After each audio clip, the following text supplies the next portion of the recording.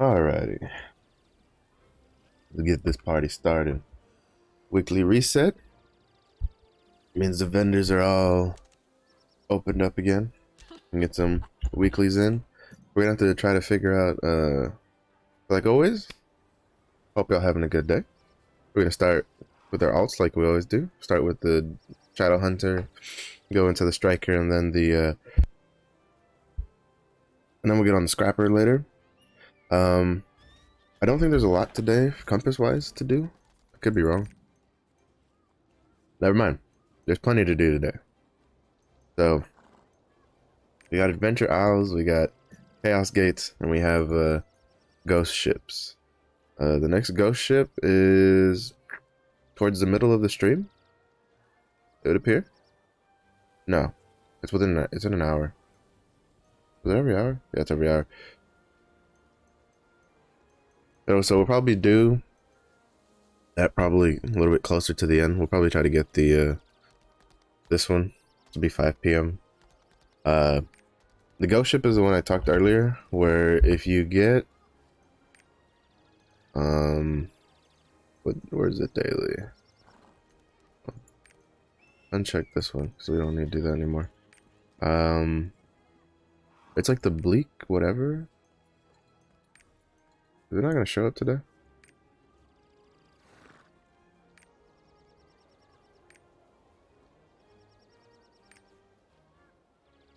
It's supposed to be like a bleak night or something like that. Maybe this character won't see it because they haven't done a ghost ship yet. Even then, I'd do it on the scrapper just to have an easier time because of the eye level difference. But basically, if you get the daily for the ghost ship and you do it once, that way you can start the skip process, or you can skip it every day with the Una's dailies instant completion. So that way you can get the ghost ship that would allow the actual personal use ghost ship that would then allow you to not get the debuff when you get on ghost ships. But before that, we're gonna have to look for see if there's a reputation real quick to pick it up for the Shadow Hunter, because we got the wolf mount yesterday from doing the doggo and feeding him boar meat. So that's pretty cool. I do like the color of blue that's on it, but since I use it on my scrapper, I'm kind of using the red maned wolf on the Shadow Hunter just for a change of pace. So we'll still keep working on these. Is there? Can't do that one. Not available. Not available. Not available. What is this? Taste test? Vitality? That's whatever. No, I'm kind of trying to get virtue potions right now because I need charisma. Because if I can get more charisma, it'll I can pick up on my rapports. That's charisma's the one that's holding me back. I need to start. Oh, this is taking on 2 key. Oh, I need to do that on a character because for the giant's hearts.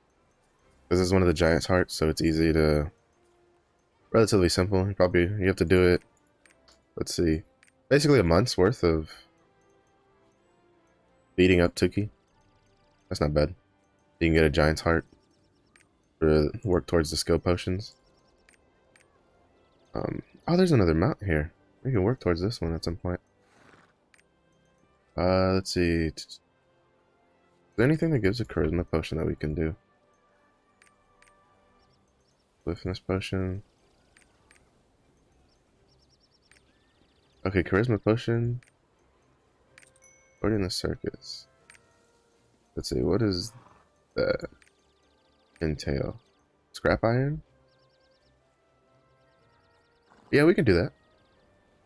We should be able to do that. Is that also... That's Runaway Isle. Oh, I think I'd started on this one. Yeah, we're at level 2 out of 3. So yeah, we'll do that on this character. That way we have some good stuff rolling. Let me grab her Chaos Dungeon weeklies. And we'll do the Guardian raid one. Because that'll just get done over time. Even though I think we'll get like 4 of those today, because I think she's got rest bonus accrued. Oh no, I used it the other day. Or maybe I didn't let it build up on her. So we'll do her Chaos Dungeons real quick. Like I said before, the Shadow Hunter is really not going to go much higher. I think I might push her to 460 just for Rohendel. Or at least to take her over to Rohendel to maybe get that, get the 4th, oh, I can't show it. Get the 4th, token thing for the collectible that I'm missing. But yeah, her job is really just to sit here, look pretty, and, oh, that lagged the game out quite a bit there. That's not good. That's a little different. Yeah, her job is really just to like hoard tier 1 mats for new classes. I'm debating on power passing a Berserker. It's either Berserker or Deadeye. I still haven't decided. I wouldn't power pass them immediately. I'd get them. I'd basically level them up until I get the Solus card, and then I'd power pass them after that. Because game's a little choppy today, which is weird. I don't know why. I don't have anything extra running on the computer. But yeah, I'd power pass it because I think power pass. I actually don't remember if the power pass like completes the Vern storyline or not. But even if it does, it's kind of whatever because the Shushire storyline is the one that you get a card with. I think you get a Shan card. Oh, you get a Shan card and a Vrad card for doing the Shushire storyline, so it's not too bad to do that one. But I don't know if I want to go through leveling another character through, well, like grinding another character through tier 1 this soon. Like I just got the Striker to tier 2. I think I kind of want to, I think I'm going to try to like get him better situated in tier 2. Since he's like in the beginning. I kind of want him to get at 880 because I think that's I'll still have the 100% honing the 880. I'm still kind of torn. I'm torn between getting him to 880 and well, using some of his mats to get him to 880, or just well, actually I might just buy the stuff. I like the bound mats from vendors and stuff because I need to get him like 880 is just a good spot because you get Calventus, who's the Shadow Dragon. He's a really easy fight, and you get a decent amount of leap stones from him. It's kind of ironic because I think Calventus is like a much easier fight than Helgaia, yet he's after Helgaia, so I think maybe he just deals more damage if you get caught. But in my opinion, Helgaia definitely has like more moves that it's like they'll catch you off guard, and he also gives you the debuff. Well, like I'm mistaken, Calventus, like since he's dark, all he does is he makes you like he decreases your visibility or something like that. I don't know. I've rarely ever eaten his like shadow moves, so but it'll be pretty good. We might do some infinite chaos today for the Striker at least to buy some of the bound mats to push him up higher because he's 840, so he needs I think he needs to get +4 to get to 880 to get Calventus rolling, but we'll see because today's kind of full. We have a ghost ship, we have Chaos Gate, we have Adventure Isle that, you know, I'd like to do on the main, so we'll see how it pans out. If not, we'll save the infinite chaos maybe for a day that I don't have a lot planned, because like tomorrow I think I'm gonna run like the Necromancer, because I think I'll run the Necromancer for the Shadow Hunter and stuff, because The Necromancer's easy. I'm still kind of surprised it was part of the adjustment. I mean, I guess because the orb color mechanic's not too, it's not very clear cut, and it's pretty easy to miss.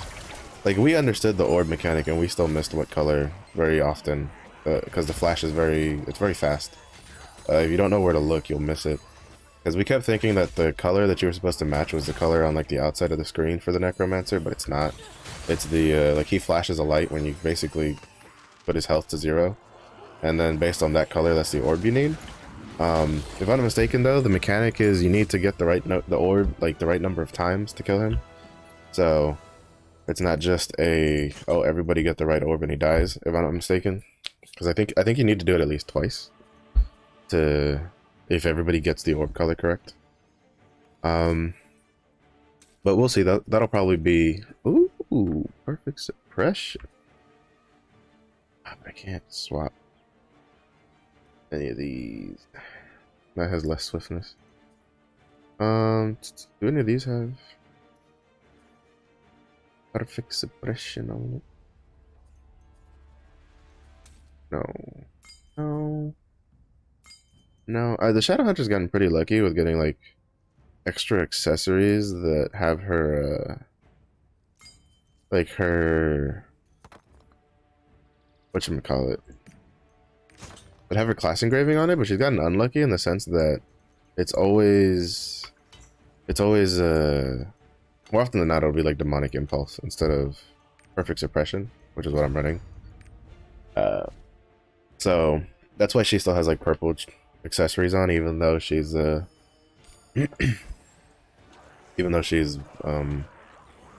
getting yellows, because I've kind of denied using the green books to get her class engraving to free me up from having to use the accessories to get her class engravings done, but it's kind of whatever. I don't really mind, because I don't think I'll play her very seriously. I know that I've heard that Shadow Hunter is one of the classes that feels a lot better at, like, in tier 3, but like I stated in some of my previous streams, I have classes I enjoy now that'll get better in tier 3. Like Striker and Scrapper get a lot better in tier 3, and I enjoy playing them now at tier 1, tier 2. So that means I'll just like them even more when I get to tier 3. Whatchamacallit? So I don't want to, like, take time on a class that I don't really care for in tier 1 and tier 2 on the hope that in tier 3 they'll be more enjoyable. Because from my understanding, it's not necessarily like, oh, the class plays completely different at tier 3. I mean, unless you're playing Demonic Impulse, because then you'll just constantly be in demon mode.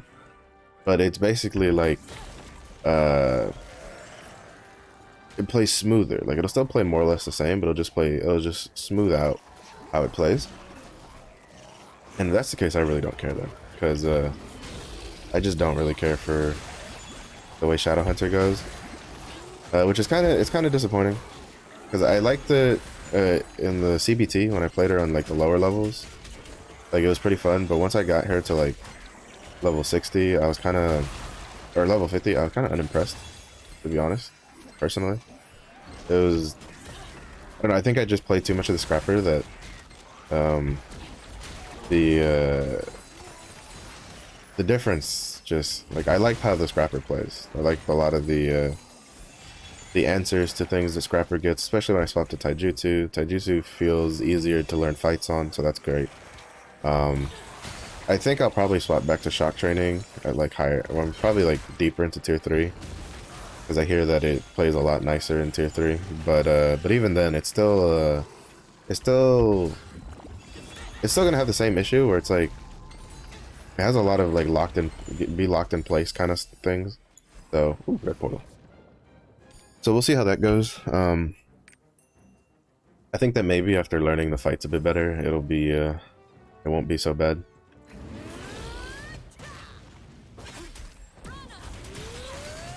Really? We're just gonna spam that move back to back today.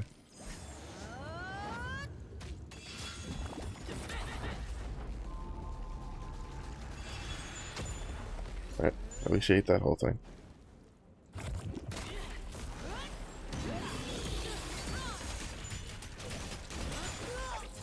Nice.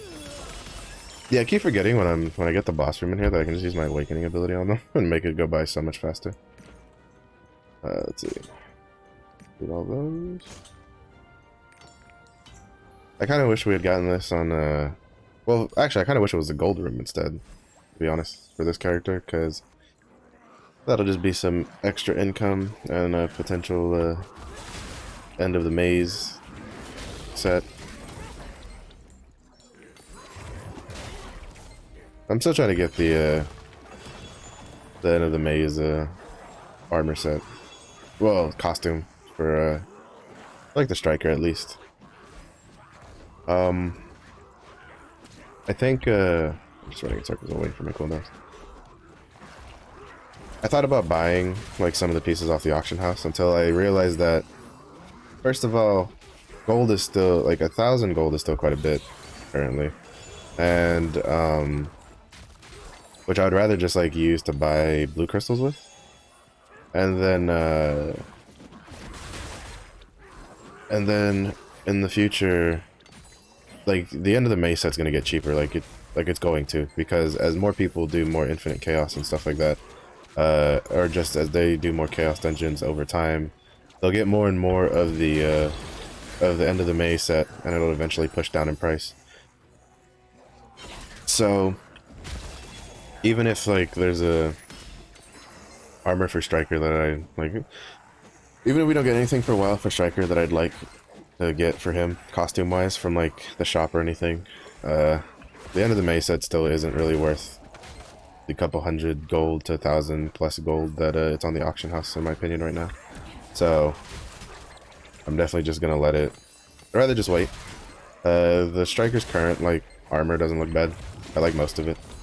The only thing I don't like is that he doesn't have shoes on. It just feels a bit weird to me to be like a martial artist against, like, these demons with spikes on their bodies, and you go, yeah, you know what, I'm not gonna wear shoes today. I feel like it's a recipe for disaster when you're trying to do like a roundhouse kick to something, and then you just impale your foot on a spike. But yeah, it's all good. I'm waiting to see what other costumes we get, because for the martial artist, like, I almost feel like whoever designed the male martial artist Alar set and then the female martial artist Alar set, like, they should have talked to each other, because the male martial artist set at least looks like something a male martial artist would wear, while the female martial artist set looks nothing like what a martial artist would wear. Like, if you had told me that was going to be, like, the armor for, like, a female berserker, I would have believed you, because it's literally a suit of armor that's not even, like, martial arts themed in any fashion. So I'm kind of waiting for some of the future skins to come, because I know there's some good ones. I don't know how they'll handle the legendary skins, but even then, to be honest, that's one of the real reasons I've been, like, stockpiling my gold and not using it on a lot of stuff, is I want to have enough gold to buy at least the weapons for the Season 1 legendary skins for Scrapper when they come out. So it's so whenever that finally gets here, I'll try to at least get the weapons, because I like the gauntlets. They look really fucking cool. But that's a ways off. I doubt we'll get a, from what I understand from like, at least in the Korean cadence for, like, new skins, they come on, like, major patches. So we might get one for, like, the March update. But I wouldn't be surprised if we don't get, like, any new skins until, like, maybe April. Especially because I don't know how people would react, because, you know, there's still issues with the game. They're solving it step by step. I think there's another announcement. I don't know if they put out the patch notes for... Well, I reiterate, I don't think there was a patch last night. I think the like, adjustments to the raids and stuff isn't until probably won't come out till, like, Argos, maybe. Like, they might want to do it all together, which is, it's fine. All right, we'll do the Guardian raids real quick. To be honest, I'm kind of more concerned what's on the roadmap, because if the roadmap is literally only like if the roadmap is only game content and nothing about like classes, I'm gonna be disappointed. Because to be honest, right now, like as someone who's done plenty of research into the game, I know what content's coming. I know what to expect. I don't really, I'm not really interested in the cadence that the content will be coming in because like at the end of the day, I doubt I'll be doing it day one anyway. Because like Argos probably, I wouldn't be surprised if the Argos patch is next week. Um, but oh, I forgot to see if Legoros was in that first zone. But at the end of the day, that content's not gonna go anywhere, and there's always gonna be like Lost Ark is new, like so it's gonna be here for a while, so we can, you know, there's no rush for the content in my opinion, unless you're someone who's like, I don't know, like you're from like the Russian servers or something, or you're from the Korean servers. Like rushing then probably is better because you're used to this content already. You've already done like this low level stuff and you're looking for like the Legion raids. But if you're a new player, I'd say just you know, slow your roll, go at your own pace, have some fun. The game's not, I don't see this game going anywhere, at least for like another year or so.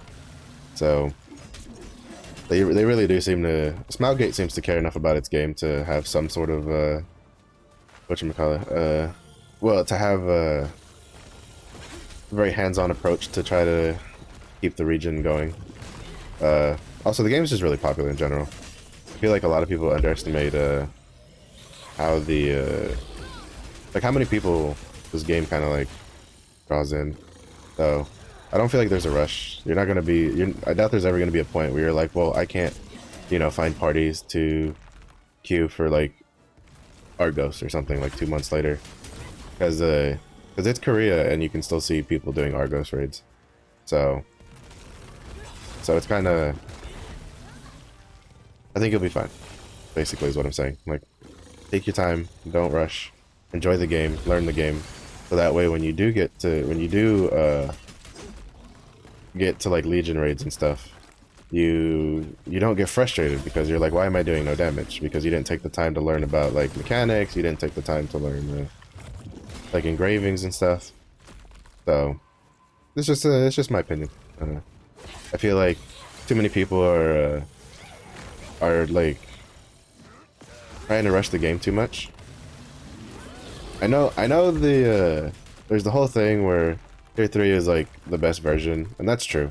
But at the same point, you don't need to be on the bleeding edge. Like, I think getting to Tier 3 is definitely like, as soon as possible, is definitely a priority. Oh wow, I don't think I've ever seen him do that without getting like staggered or countered. But I think that it's good in like taking your time once you get there is important, so that you have time to learn how to play the game and how the Tier 3 mechanics will work. Because I feel like that's going to be a thing that people don't want to do, is like they're going to be in Tier 3 and they rush to Tier 3 and they didn't take time to learn how to play the game and how to gear their character.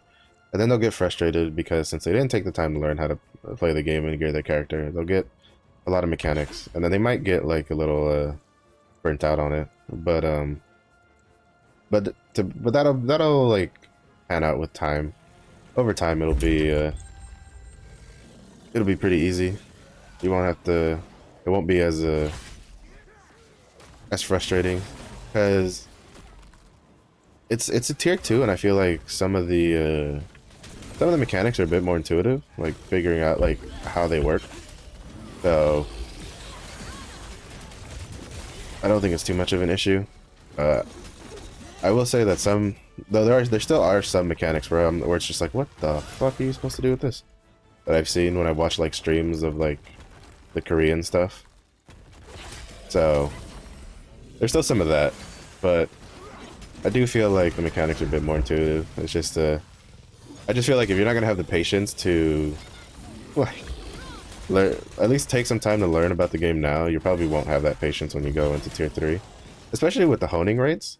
I don't think people understand. Like, people now complain about the honing rates from like plus 13 to plus 15. Well, for me, the struggle starts at like plus 11. But like tier 3, the kid gloves come off. You know, like you're done with the tutorial. You're playing the real game. Like, there's no islands. There's no if I'm mistaken, we don't get 100% like hones right off the bat. Well, we might get it for like the first like 1 or 2 levels. But I know like you start needing fusion material at like +3 from +3 onwards, you know, stuff like that. You're gonna have to like, well, I think you get some from the welcome challenge, but for the most part, you'll have to start making that yourself. You know, it's I feel like a lot of people are gonna get frustrated with the game when they first get to tier 3, and it might lead them to take a break from the game, and then eventually they'll eventually they'll come back, because they'll be like, you know, there'll be something, new classes and stuff will always bring people back. By then, you know, guides will probably be more normal. I do feel like, while I understand the draw of wanting to play a game like blind, established MMOs are generally, you generally get a lot less frustration growling if you just like look up some information, because MMOs generally aren't the kinds of games that they treat you very well going in blind completely. Especially a game as mechanic heavy for boss fights as Lost Ark. From experience, it's pretty bad. Especially if you're new to MMOs, because I feel like I think that's another thing people forget with the whole argument of like adjusting the boss fights. Lost Ark, I think, is probably like the first MMO in a while that has pulled people that don't play MMOs into playing an MMO. So, like, there's a lot of people that don't understand like the nuances of an MMO, and they're playing this game, and it's just like for instance, I've seen people complain about having a weekly lockout on Abyssal dungeons and stuff like that. I'm like, that's just normal for an MMO. All MMOs have some sort of weekly lockout involved in their end game. Like, all MMOs have some sort of dailies involved, whether it's roulettes in 14, or like reputation grind in WoW, or, you know, like doing heroic dungeons and stuff when you're early on. Like, these are normal like lockout mechanics. So it's interesting for me to see people complain about them when as a person who's played MMO for years, like, to me this is just normal. It's just par for the course. But I guess that's also where you kind of have to see things from a newer player's perspective. And when I mean new player, I don't mean like a new player to Lost Ark. I mean like a new player to like MMOs. Like, MMOs, there's a lot to take in if you've never played an MMO before. So it's kind of, so I can see why maybe, like, you know, some fights, like for me, it's surprising that the Necromancer has had such a low, whatchamacallit, a low clear rate, as I don't think the mechanics are too complicated. But I think from the aspect of a like new to MMO player, yeah, there's a lot going on in the Necromancer stuff. Sea of Indolence, I'm kind of surprised was getting adjusted. I mean, it was annoying for melee, but once he broke his legs, he wasn't that bad. So it's gonna, but I mean, you know, they have the data. They even shared it with us. They have reasons to do it. I also agree with the sentiment that arguing about keeping tier 1 and tier 2 content like quote unquote difficult is dumb. Like, really dumb. Like we don't need people spending hours trying to clear their first 2 like abyssal raids. Like, you know, we want people to get to tier 3 so they can do this stuff, so that we can have a booming end game rolling. Yeah, he did a lot of stagger. But we'll see. We still don't know what the adjustments are, because a lot of people were crying like, oh, they're nerfing content. But to be fair, we have no idea if they're actually nerfing content. For all we know, the adjustments could literally just be making mechanics more obvious. Because like I did, let's see if the game cooperates. So I did him, Alberhastic, yesterday. He has so many fucking mechanics going on at once that I'm not surprised that he had to have some sort of adjustment. This is also ignoring the fact that, again, Guardian raids from level 1 to level 4 had an HP boost. So what people don't understand is when you have more HP on a boss, that means you have more times with mechanics. That means you have more chances to wipe. Like, to be boosting HP is probably one of the most difficulty increasing things you can do to a boss. That's like the easiest to do. Damage, like some people think like increasing damage on a boss is what like is like the worst thing you can do to a boss. No.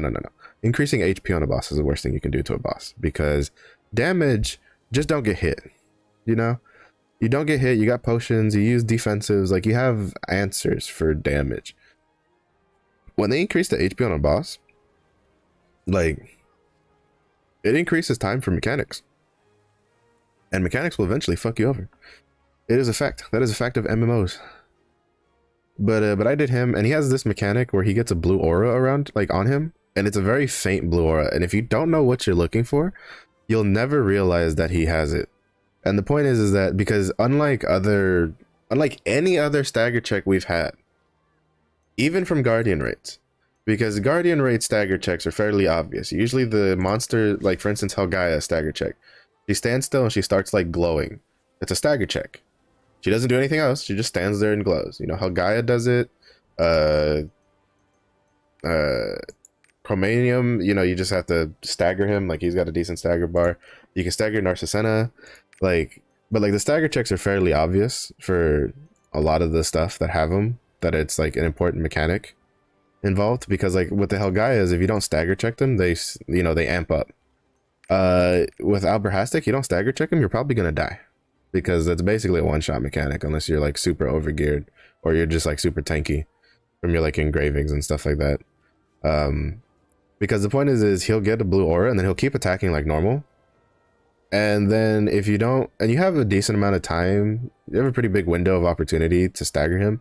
But if you don't, if you play a class that doesn't have a lot of stagger abilities, like for instance, Striker has like 2 that you use, and you somehow, like, let's say you somehow luck out and you, or get unlucky and you have a, you know, you have a character who,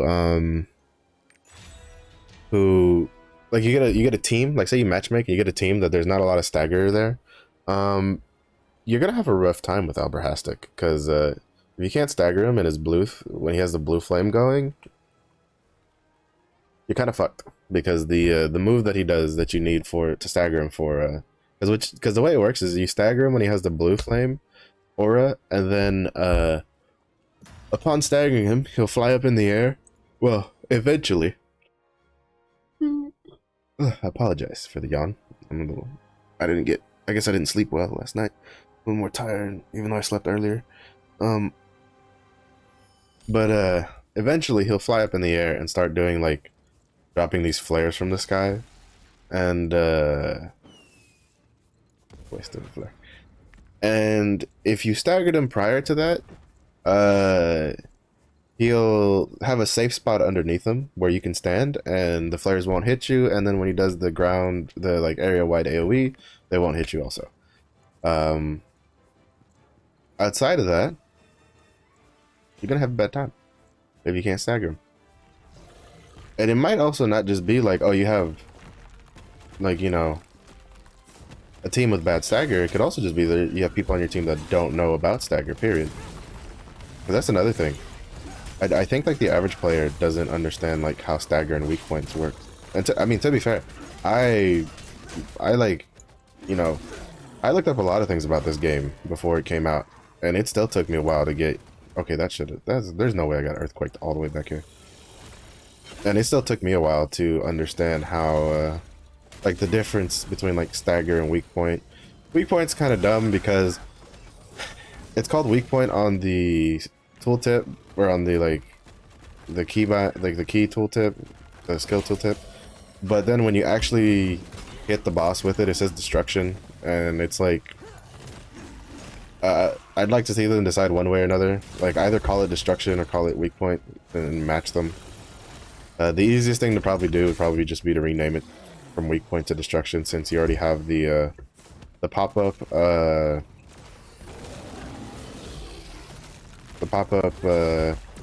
on the boss already says destruction, so it's probably easier to replace the skill tooltip with it.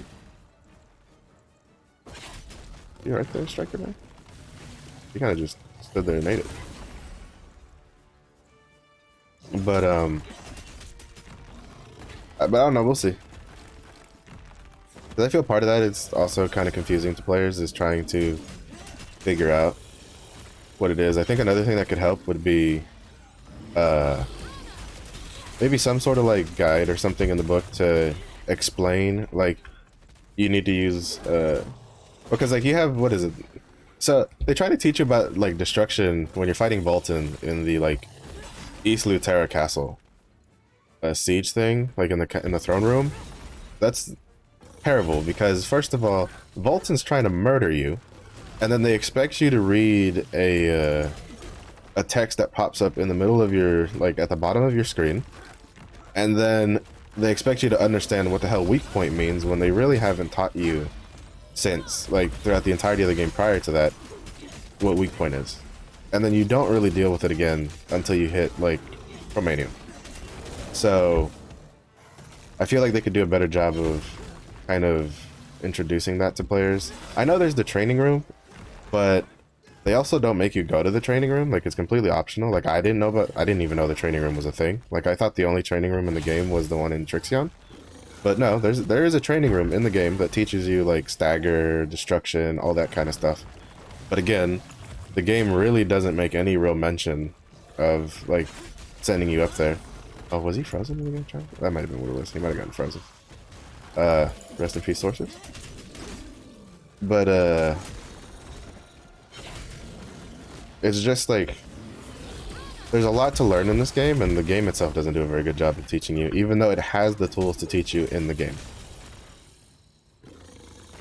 And as someone who goes, man, I hate forced tutorials, at the same point, like, forced tutorials is better than like no tutorials in this game.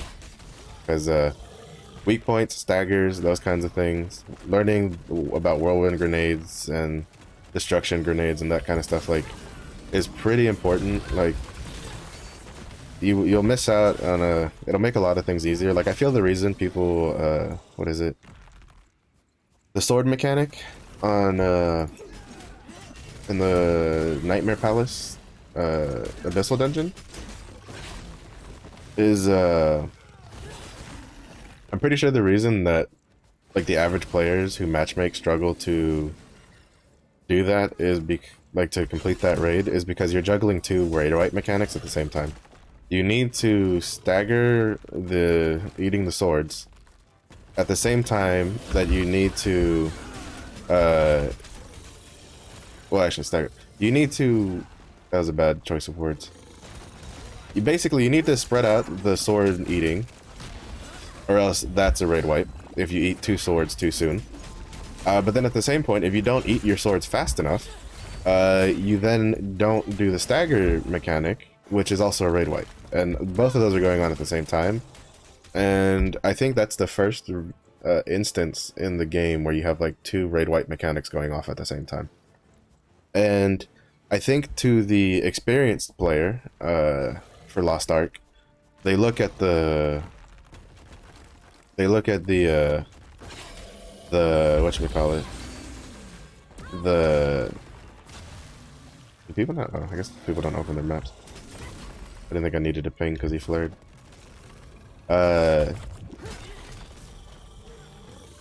the average player, that stagger check is very tight. Like, it was me when I did it with we match made one person, but I had basically we did it with three of us together. And we are, we've played MMOs, like, a lot. Like, you know, we've all played World of Warcraft, Final Fantasy 14, those kinds of MMOs. And for us, that stagger check was tight. Like, we thought we had enough time, but you just don't. If the first two players don't have enough stagger, you're kind of boned. like the first two players that eat the sword, you're kind of boned. So, and I don't think the game does a very good job of preparing you for that. That's probably one instance of the whole, probably a better idea to you know, tweak it down a little bit, make it a little easier for people to pass.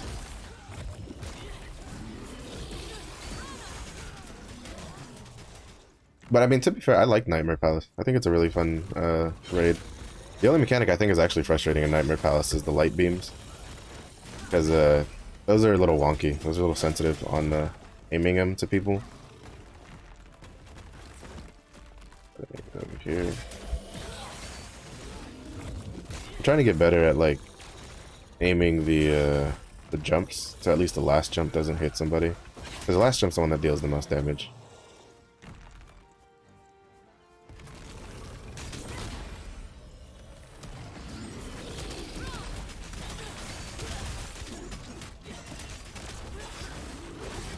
There we go.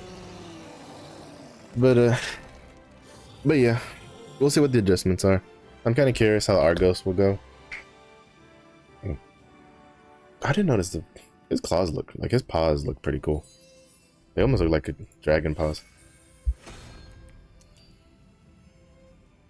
Or like dragon claws, not paws. Oh, nice. A lot of damage. But yeah, it'll be interesting to see. I don't think most people's concerns are gonna end up where it's like, I mean, they themselves have already stated they don't have any plans on like nerfing tier 3 content to be super easy. I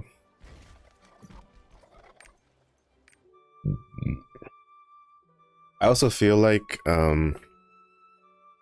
anybody who cries about nerfing content in an MMO is delusional, I guess.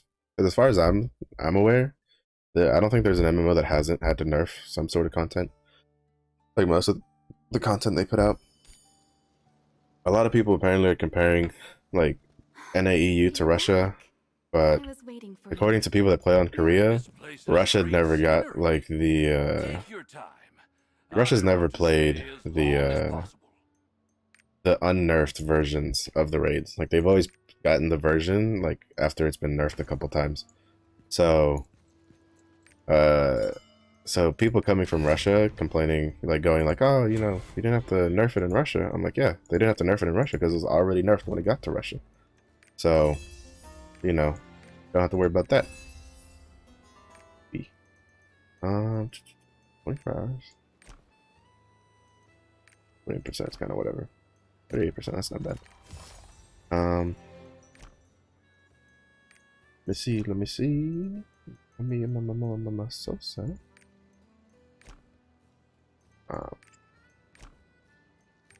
guess we'll send this one out. I don't know. Was it this one? No. Which one was it? There was one that had a decent amount of adaptation. Or am I going crazy? I might be losing my mind.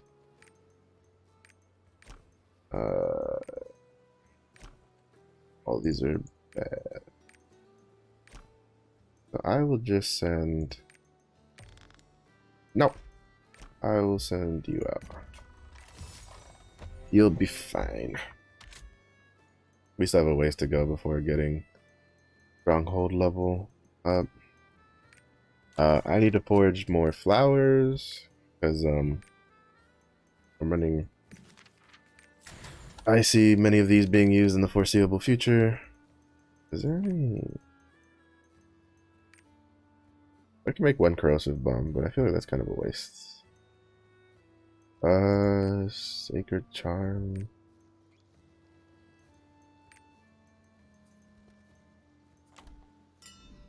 Oh, we'll carry on. We will carry on. Can I Bifrost out of here? I need to move this to wherever the new area is. Oh, that's right. I have 4 Bifrost now. I completely forgot about that.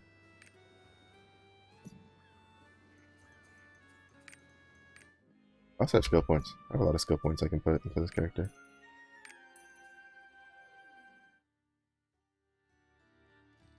But yeah, I mean, I think that's about a wrap up of my thoughts for current state of Lost Ark. I'm more concerned about getting my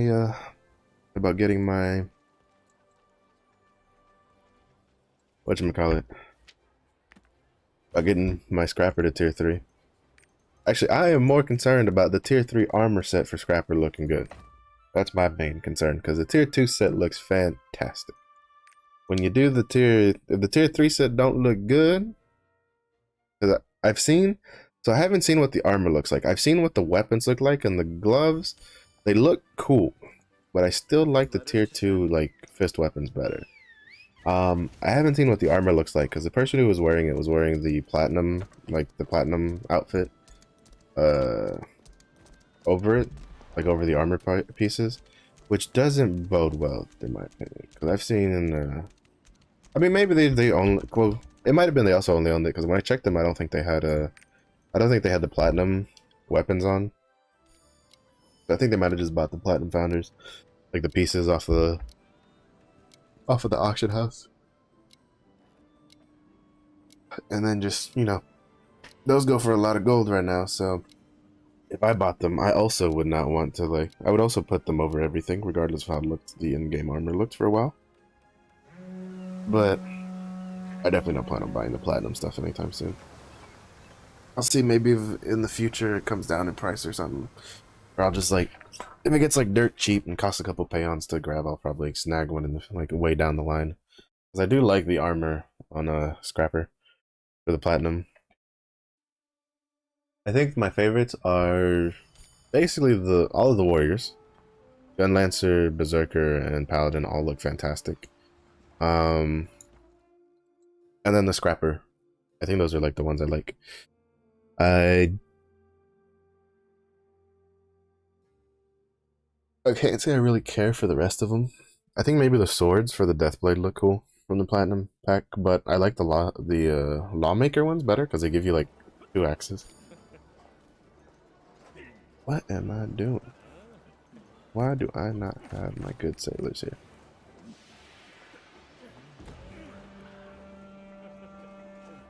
So, yes. When I get on my Scrapper, I need to make sure to buy these out.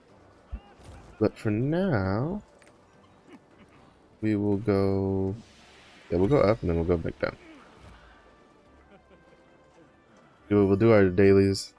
We'll do our dailies really quick, or we'll finish out our dailies on the Shadow Hunter. Then before I swap over, I'm going to open card packs. I have 23 of them, I think. 24 card packs. We'll open them, and then we'll see what we get. Hopefully, I can get 1 legendary card pack out of that set. And then hopefully from that I can get another card pack. Tomorrow we get 100 payons. So we've in 1 month they've given us 200 payons. That's nice. It means I might end up buying one of these like skins that are cheaper that cost payons. Oh, this is still going down in price. That's good to see. So like something like this costs 10 payons to get, alongside the 430 gold. One of the reasons I haven't, like, one of the main reasons I haven't bought it, because technically, if you convert the value, this is actually worth, like, probably close to 1,000 gold with the payon. But since they gave us free payons, and they gave us 200 free payons, no skin off my back. But I also won't be dropping that money anytime soon. Or the payons anytime soon on stuff. I'd rather save the payons for the future, for when the cooler skins come out. Because man, there's some cool skins. And I feel like, well, there's some cool skins on the other regions, and then there's also the fact that like the Alar skins, aside from like the female martial, I want to say aside from the female martial artist, all the other ones are really good. I like the warrior one. I like uh the one for ranger, I think is what the class is called. Like basically the Deadeye artillerist one. Um, I like the striker one. To be honest, I probably would have bought it if someone was selling the if someone was selling like the chest piece and the pants for cheaper. Um, the assassin ones is like, I guess, a bit of a cop out because it looks very assassiny, but I mean, you're playing an assassin class. If you didn't expect assassin-like skins for the assassin class, I'm not quite sure what to tell you.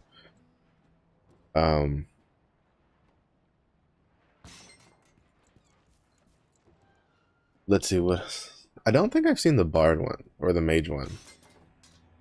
Or at least if I have, I haven't. Actually, it might be the. I think it's that red one, like the one that looks kind of like a Santa costume.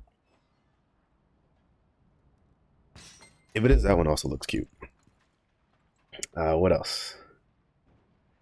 I think that's all the classes. Yeah, to be honest, I think everybody but female martial artists for the Alar set looks really nice, which gives me high hopes for like future new skins that we'll get for the NAEU version. I feel like there's a pretty promising feature there. Who can we report here? Oh, refugee. So that'll give us something to look forward to. I hope it doesn't mean that we don't get like almost any of the other skins from the other regions, because there's some really nice skins. Like Warrior specifically has a lot of really nice skins from the other regions that I am very interested in, specifically for Destroyer whenever that comes out. Okay, put that one done, and we'll Song of Escape. I also do hope that I really feel like it would probably be a positive for them if they gave us a way to make like previous tier abyssal dungeon armor and dungeon armor in general, like not even just the abyssal stuff, but also like from leveling, because the leveling armors had some pretty cool designs on some of the level brackets. But I feel like they'd get a lot of like goodwill out of giving us a way to grind, like a free-to-play way to grind that to make like those skins, like those into costumes and stuff. And they don't have to be like purple costumes, they could be like blue costumes or whatever. But it'll be a, you know, it'll probably go a long way for people to get some goodwill built up, and it probably wouldn't really take too much out of them. Because as far from what I understand, in Korea you can make the dungeon armors, but most people don't, because it takes legendary fabrics, which you only get from cash shop skins, and that's the same material you need to gacha for the legendary avatars or legendary skins. So most people don't make those, which I can't really blame them. I wouldn't make it either if I was in their shoes. I would just try to get on the gacha skins to try to get a legendary skin instead. But we'll see how things pan out. So far I feel like they've been ticking the right boxes for the NAEU version, so hopefully they can keep that momentum going. Also, I found out that Rohendel actually gives you 2 skill potions. Well, I can't show you on this character, but for Rohendel, there touches. Let me restock while I'm here. For Rohendel, one of the hidden stories straight up gives you a skill potion, and then you get another skill potion from the 70% of the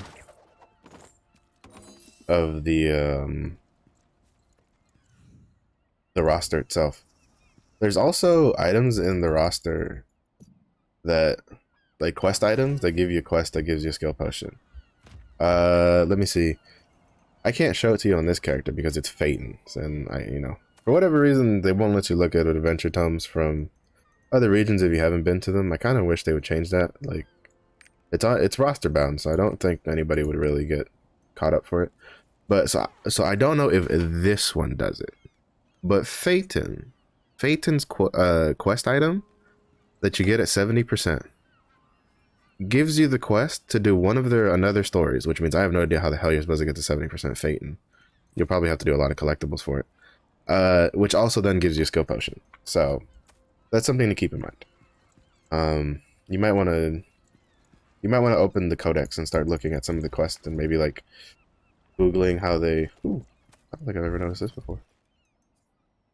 Googling how they, like where they come from to see. Because, oh, what am I doing? Oh my god. I am so dumb.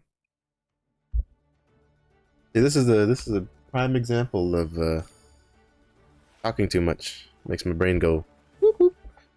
I need to move my Bifrost here. I need to put one Bifrost here, and then I need a Bifrost over to Lullaby. Fair location. And then we move to the Lullaby. And since two of our dailies for this character will be here, I don't need to I do not need to put another Bifrost on both because I am not so lazy that I won't just sail back and forth. Especially because it doesn't take that long now that I have some decent sailors. Yo ho ho and a bottle of rum. Can we get some flowers? Because I need... Yes, we can get some flowers. Because that's what I need. I need more flowers for more potions. To be honest, I still kind of don't. I still can't really tell if it's worth farming the flowers or just buying them off of Mari's shop. Because apparently the selection chests is pretty cheap. You can buy a couple of them for just buying one thing of blue crystals. Which, let's see how much they are. Because they were up in the 800 golds yesterday. And then they came down. And then now they've gone up almost 100 gold from when I bought some last night. Like, horror shit. Actually, I think I have blue crystals. Yeah, see? I bought 285 at 775, like, per unit. That's gone up like 70 gold. I wouldn't be surprised if... I'm not going to be surprised if this gets to 1,000 when Argos comes out. Or even before Argos comes out. But basically, so 840 gold, you get 95 blue crystals, which you can then come over here. What is this? Oh, that can fuck off. You can then come over here and buy this for 25, which then gives you 10. Basically, you can buy 3 of these, which will be 30 major HP potions for currently like 800-ish gold, because you'll have the remaining blue crystals left over, but you can't really use them, which isn't too bad of a price. But at the same point, if you also have the patience to just forage, you're probably just better off just foraging.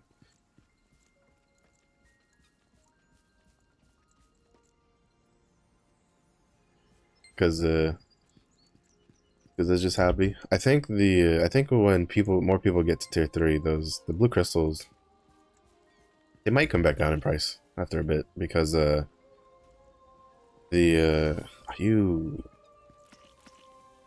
was about to be a little salty. I just hate it when people do that, where they come and they steal like the second one.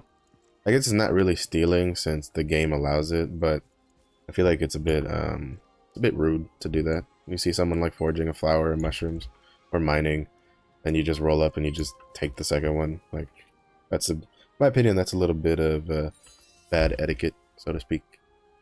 But again, since the game allows it, it's not like, you know, I can't just be like, oh my god, you stole my flowers, because you didn't technically steal it, because the game lets you take it.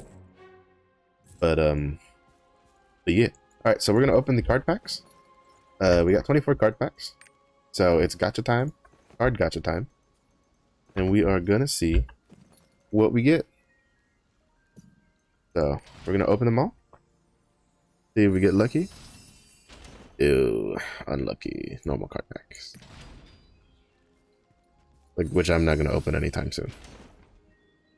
And the last 4. Darn. Looks like Grand Blue Fantasy took all my gacha luck. I can't really complain too much because in Grand Blue Fantasy on the single rolls on one banner I have gotten two SSRs. One was a new character and one was a Gold Moon. So that kind of happened. Alright, so we're gonna open this one first. We're gonna hope for a Soulless card. We didn't get a Soulless card, which is unfortunate, and I don't think, yeah, none of those are cards that any of the sets I use. We're gonna open this one. Hopefully, Saria card. Saria card? No, but we got Gorgon. I saw Borealis. Let's see. Yeah, Braelios, Iker. Yeah. So there's some duplicates in there that we'll use. And then for this is kind of like Madnik and YOLO because aside from Madnik, I don't really use anything else. Oh, Gaia. Oh, there's Alaric. I got another one of those. That's nice. So now I'll use what I have duplicates of because, and then I'll put anything that I haven't used in my bank because I'm trying to delay the inevitable of having to buy extra card slots. Let's see, where's the other one? There's Borealis, Iker, Donovan, Reinhardt. Oh, I see Lagoros. I didn't realize that. Alright, so we didn't get anything super good. We got a couple nice things. So, it's not bad. Let's see. I'll just dump those in there first. I hate the shiny effect when you put something new in a menu because it really fucks with my brain. That makes it hard for me to organize things. We're just gonna organize some stuff real quick. Because I like doing them in order of rarities. Because I am not a psychopath. Just green. Green. Green, green, green, and green. And green. Yeah, I think that's pretty good. Yep, color code. We're good. I'll open these eventually. Because some people also don't know that this right here gives you bonuses. So like you get +2 specialization whenever I get a Sigmund card. Whenever that happens in the future. And then like so like these 4 cards are probably worth getting, using, and awakening, even if you don't use the active card set, because they will give you, you know, very, very small percentages, but the end game, but like the Legion raid bosses, I'm saying all of them are demons, so you know some DPS boost is nice. Humanoids is a pretty open topic, but this is another one. This one's probably really good. If do I have it? Well, Turnic is normal. I'm missing Sigmund, but basically once I get Sigmund and Turnic, I'll get 5 strength, 5 dexterity, 5 intelligence. That's really good. This gives you swiftness. I'd like to get Tarsila and Maneth's cards because I think they're cool. Then if I get Maneth, I'll get some physical defense. Like you get like little stat bonuses, which individually are very small, but once you build it up, why is their outfit so different? I'm pretty sure this is like the elf that's like half naked when we quest through Rohendo that we quest with. You know, they'll add up. I got specialization 2 here. This one will give me swiftness once I get Erasmo. Alberhastic, another +2 swiftness. So, you know, this gave me some main stat. But yeah, so they're worth collecting and keeping. That's why they tell you not to destroy cards, because even when you've fully awakened card sets, you still don't destroy cards, because they then turn into card XP, like pure card XP, which is very important because you can't really. I think even to this day, like I don't think I think in, like even in Korea, it is not possible to fully awaken every single card in the game, even if you have all the duplicates, because you just don't have enough card XP. Because you just need so much card XP to awaken things, and you need. If I'm mistaken, you need more card XP for the higher rarity the card is. And seeing how the set that everybody's trying to work towards is literally 6 legendary cards, you need a shit ton of card XP. Ooh. Weeklies and my leapstone sold. Good day. And I get on the scrapper. I have to remember to I'm gonna have to remember to set the guild research in the guild weekly. What researches do we have? We are just shy of being able to put in that one. There we go. Guild donation. Donate.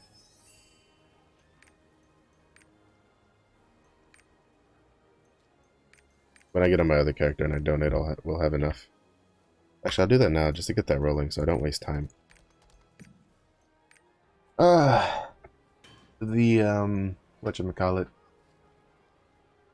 The tediousness of being a guild master when none of your friends wanted to run the guild. So you decided to run a guild to kind of like have a spot where everybody could play together. But it also gives me the right to tell them to fuck off when they start complaining about certain things. Like when they go, why don't we have XYZ done? And it's like, don't worry about it. Like if you want it done, then you can run the guild. And then they'll be like, now we're good. So then when they say now we're good, I go, well then chill your tots. Chill them tater tots. Put them on ice.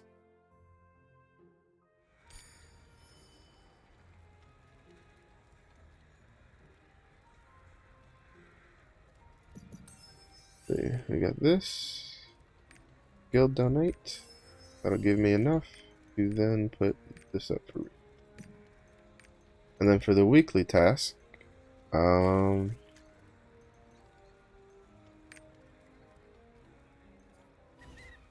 okay, so guild level 3 is when we can put the next one in. For the weekly task, we can do boss rush. That gives a good amount.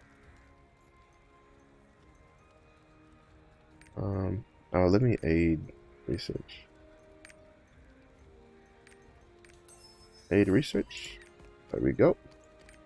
If you're in a guild, always remember that it's always nice to, you know, log in, donate, and aid the research. The donate only costs 6,000 gold. You'll make that back in like half a chaos dungeon run. And then the research doesn't cost you anything, and it helps out everybody. Let's see. I don't know if I want to put the mining one back up.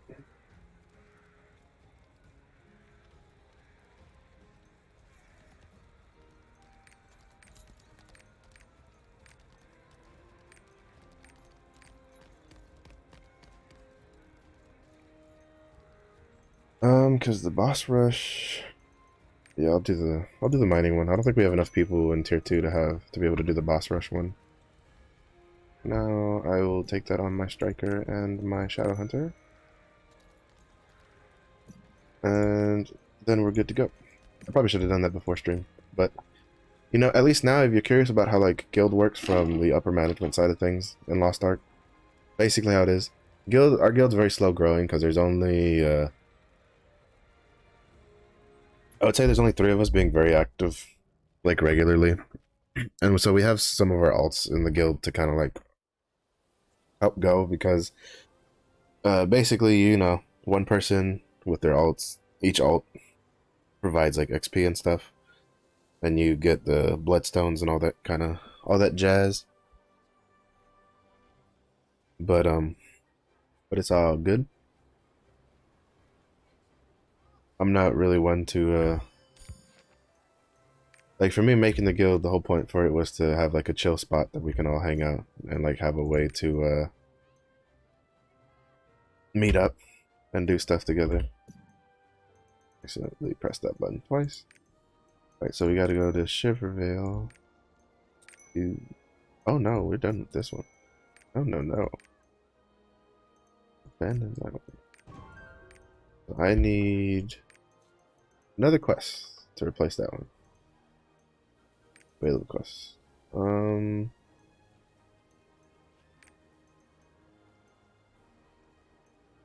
finished those. I already finished that one. Oh, here we go. This is the one I was talking about earlier. The Bleak Night Fog.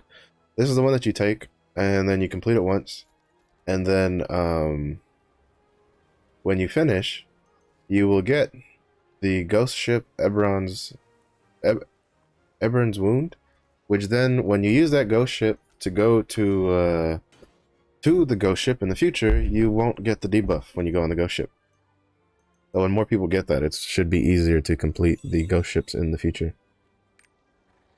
But for now, nope, that's on my main. Shit. Yeah, I need to do. Yeah, I think I'm gonna do some side quests when I get on my. When's Alakir spawning? 30 minutes. Alright.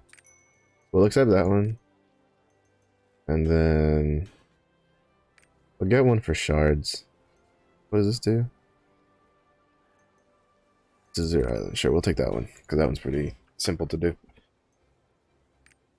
Then we'll grab our weeklies. Grab the Guild quest. We will grab this one. And where is the Guardian? Grab that one. Do I have? I have like nothing for bound holding nets. Okay, so that's the one I was talking about. So Rohendel, this another story quest gives you a potion, like a skill potion, on top of you getting another skill potion from the 70%. So when I complete this tomorrow, I will get 6%. I'll get 6 skill points. So, you know, that'll be nice. Because I haven't, I need to kind of like allocate my skill points. But I'll do that later. Right now we have things to do.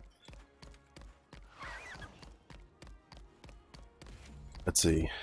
Guardian Rays? Yeah, 840 for Calventus.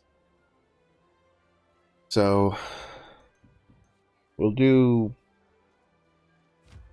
his Guardian Raids at the end. We'll try to get some of the other stuff done first. Where am I? Am I Northfern? Nope, of course I'm not. Did I? Of course I didn't. I've really been slacking on Bifrost on like my alts. Also, another neat thing is that if you ever try to get to the ocean liner, I have a couple buddies that are like, "Oh, just do the ready to dock and then just dock," and I'm like, "Bro, that's 2 loading screens. You can just go down. You can just go to the left side of your map. There's a very obvious anchor icon. So you come over here to the left side of your map. You go down where the anchor icon is. You open that node, and then you click on the one that on the tri-point thing that has the anchor icon, and it will immediately take you to the tri-point that's closest to the dock. And then from there, you just run over, and then you go to the ocean liner guy. Now, could it take about the same amount of time for the double load screen if you're on an SSD or M.2? Possibly. Granted, in some cases the tri-point is closer, and in some cases the tri-point is farther. So maybe yes, maybe no. But at the end of the day, I don't like double load screens back to back like that. So I don't do it. You can kind of do whatever's easiest for you. You know, I'm not really going to judge too blatantly. Maybe a little bit on the side. But for the most part, it's alright.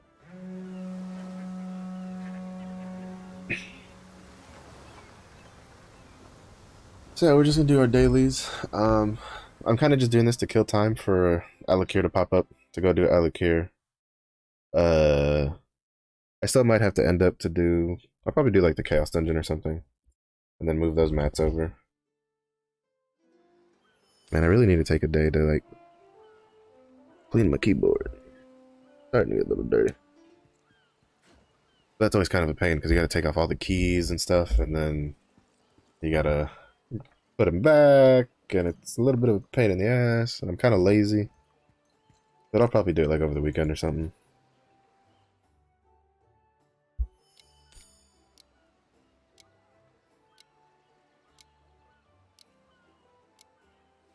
Not too bad yet.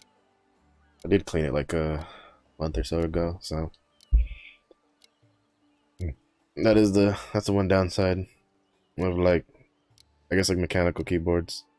I don't remember being that big of an issue when I was using a membrane growing up, but mechanical keyboards, you kind of have to, if you want them to not be too messy, you kind of have to be more on top of them for cleaning. Because they have a lot of like spaces and gaps and stuff. Alright, so 31 minutes for Alec here. Don't really care too much for that. I'm not too much in a hurry to do Gasparoy's. Because even though it says the expected reward is a island token and a courage potion, in actuality, those come from doing the daily turn-in for that. So, because that's well, you get that from the reputation reward. So that's not completely accurate. But yeah, we're gonna go over to Rohendel. I'm gonna look into some of the dailies that some of the dailies to see. I do the same mistake every time. To see what to see if any of them give any really good reward, like as a daily Una task, and then maybe later I'll look into their reputation. Because basically I'm at the point in the game where I need to start going back and doing some of the side quests I've missed to unlock the Una task dailies to give me more options. Because with the more alts you have, the more Una task dailies you want, so that way you get you can get more resources to stockpile on other on your alts and stuff. Because I don't like someone's here. 24. I don't like double dipping because you can do the same Una task on like multiple characters, but you don't get the reputation reward multiple times. So for me, I'm like, I'd rather just get the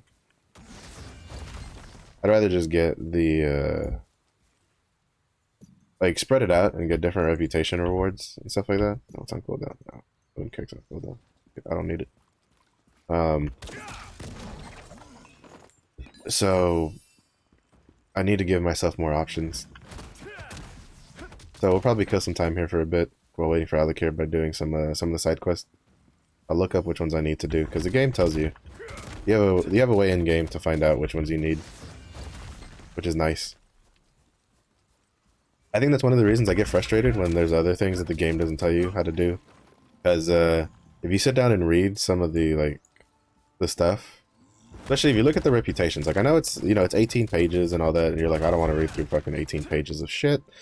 You should at one point, so you can kind of like plan out what kind of which of the rewards you want to get and stuff like that, because there are some good stuff in there.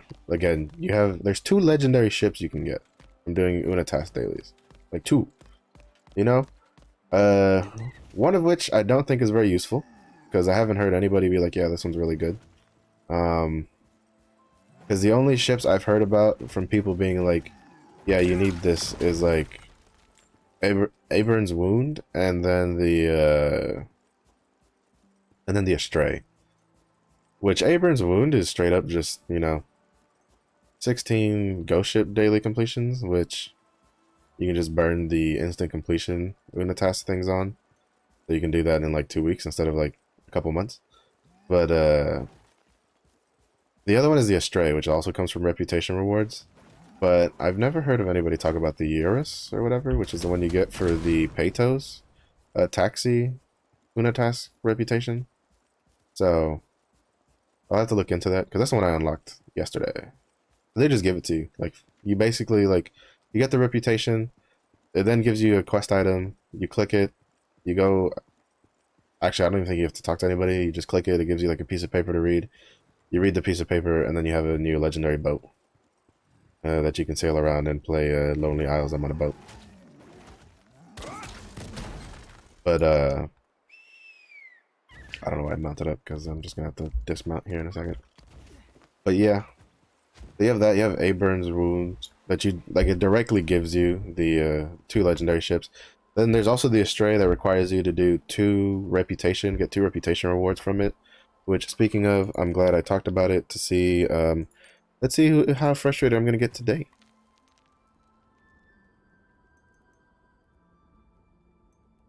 So we already missed Yorns, or Yorns didn't pop up today. So that means the only option I have is at 6:30 my time. This is the thing that pisses me off so much. The other daily for which I guess I could also just burn completion tokens on, but I feel like it's kind of a waste because you're not like weekly locked from doing them.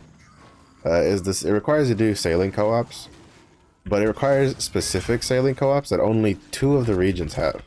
So only Yorn and Arthentine are the 2 that have, at least for the first batch. I don't know if you get a different quest later that makes you go to the other regions. But basically, Yorn and Arthentine are the 2 that you need to go to for the She Drifts Sea Gifts Unitas Daily, which is the reputation you need for one of the materials for the Astray, which is considered like one of the best, if not the best ship in the game. But it takes a lot of grinding, and then you need like 300,000 pirate coins to finish getting. But still, it's kind of like a little frustrating. I don't really get why they couldn't just make all the ocean or the sailing co-ops have the event to give it to you, or like, well, not like make all of them have the same event, but be like, look, just go do the first sailing co-op mission, and you're good to go.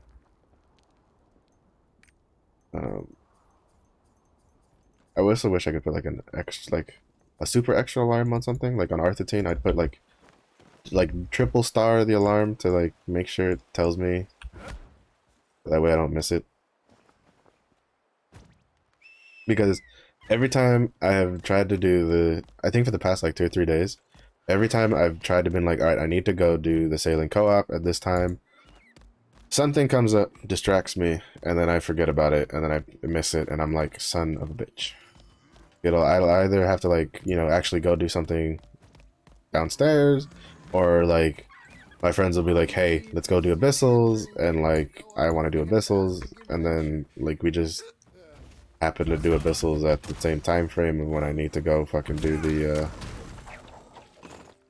thing, and it gets a little frustrating. Alright, so we're almost done with this. We have 1 more day, and then after that we don't have to well, I mean, I might still keep doing it because I think the reputation reward from that's pretty good. But alright, so let's look through some of these. Alright, so Breesome Bay, that one's shard, so that doesn't matter. That one's more shard, so I don't care. Again, shards, don't care. Shards.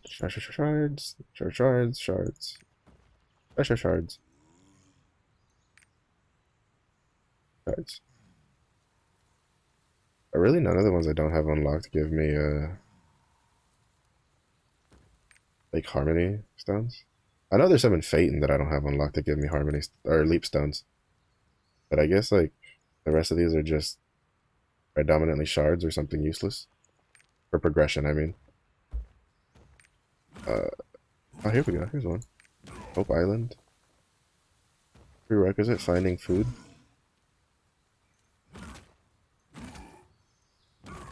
Oh, low-paying dailies are another one I should probably do. Because this is where you get a lot of silver if you do it on alts. Frost Haven? What does this need? I already did that though. Like 90% sure I already did this. Like the quest. I don't know. Prerequisite ice collision? That probably also requires, that's probably like a lead up to the other one. Alright, could you like fuck off? I'm busy here. I'm reading. Rude? Jesus Christ.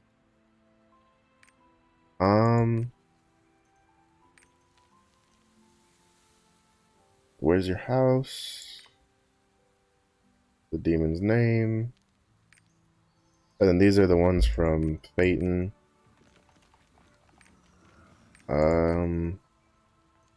Maybe we'll go to the Port City one. Actually, I don't know if I can go to Anika from here.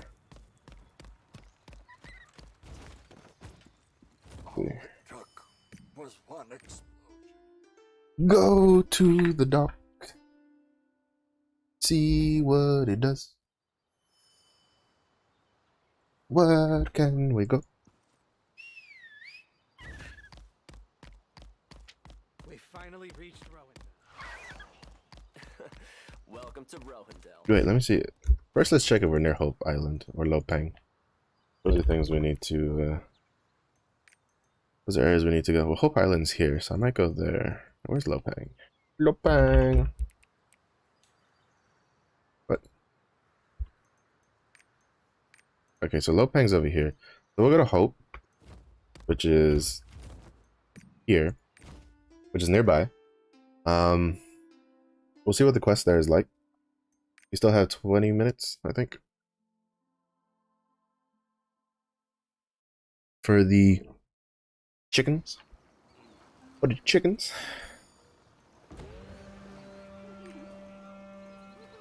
Yeah, we got 20 minutes. There should be plenty of time to go to Hope Island and get some questing done.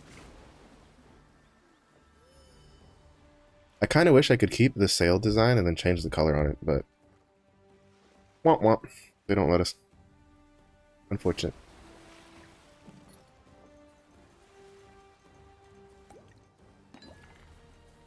Ugh.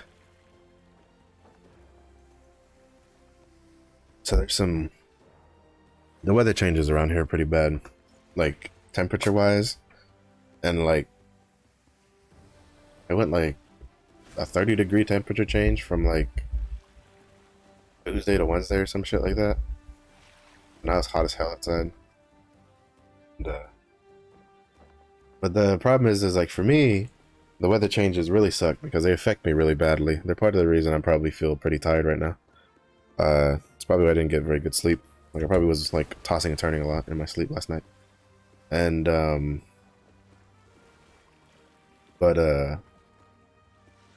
whatchamacallit? It's kind of like, I wouldn't call it allergies, but it's like the scratchiness in your throat from when you have, like, mucus going down. It's kind of like allergies, but it's not at the same... Oh, can I not go in here yet? Oh, I guess I have to look into how to get to Hope Island. Right, so I saw... Yeah, I was gonna say I saw Phantom Wing thing.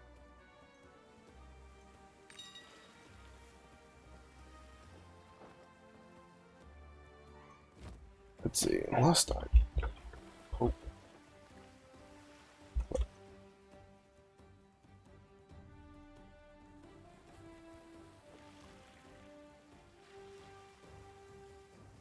So, okay, so we have to go to Goblin Island.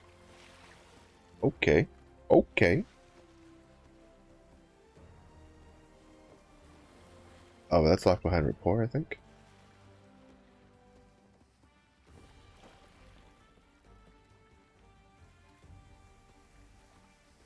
And I guess we can go check out Goblin Isle. Where's that at? Yeah. Oh. Of course it's a PvP island. Why wouldn't it be a PvP island? Oh, did it disappear? Damn. It disappeared in the time it took me to get back. Goes to show you, you shouldn't miss out if you see the bounties pop up. Well, the adventures pop up. Because, I think there's a skill potion from that. Let's see. Collectibles. The bounties. The rewards. No, there's a stat increase potion though. What the hell is this? There's some career applications, that doesn't really matter. But there's a stat increase reward in there and some masterpieces.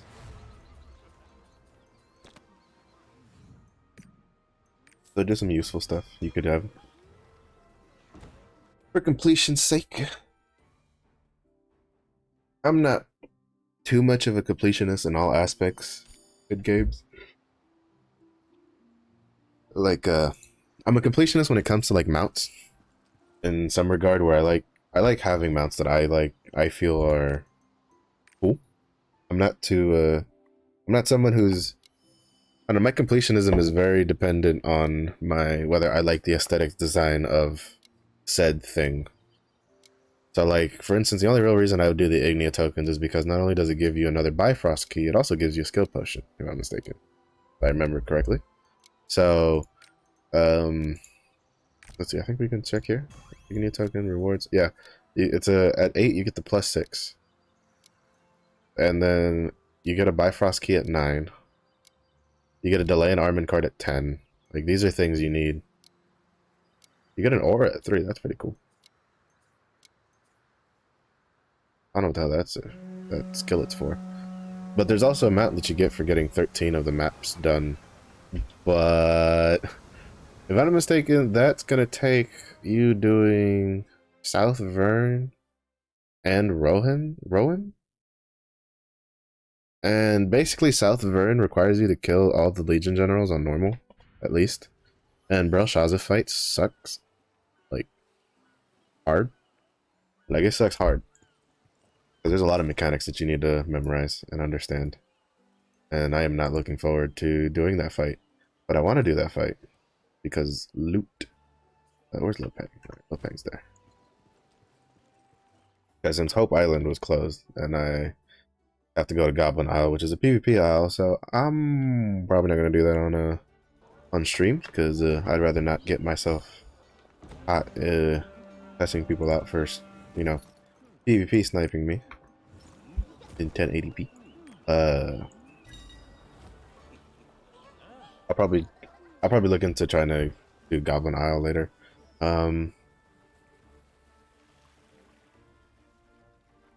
But yeah, we go to Lopang, we do that stuff. I still don't know if I should do a Deadeye or Berserker. I'm still really indecisive there. I think part of the reason I'm pretty indecisive is there isn't another class currently in the game where I'm like, yeah, I really want to play that. There's a couple classes coming that I'm like, yeah, I really want to play that. Like, if you've been in the stream before, you've heard me harp about Destroyer a lot, because that's definitely the class I'm most looking forward to. Lance Master is another class I'm really looking forward to. I look very much into that. And Arcana is a class that, even though I've heard about all the whole you know, RNG stuff like that, I'd still be very interested in trying it out. I'm still very tempted by it. Tuki? Oh no, but Tuki is at the same time as I look here. What does Tuki give? I know that it has a very good oh, it's silver. I'd have to do that on like an alt. Like an alt. So I guess that's a Shadow Hunter daily. Basically is what I'm saying when she's done with when she's done doing the ones that she has now, which I think I'm almost done with the reputation for the bug guy, the bug kid. Yeah, there's 4 more days on that. Once that's done, I'll probably replace this one with the Tuki one. What's this one?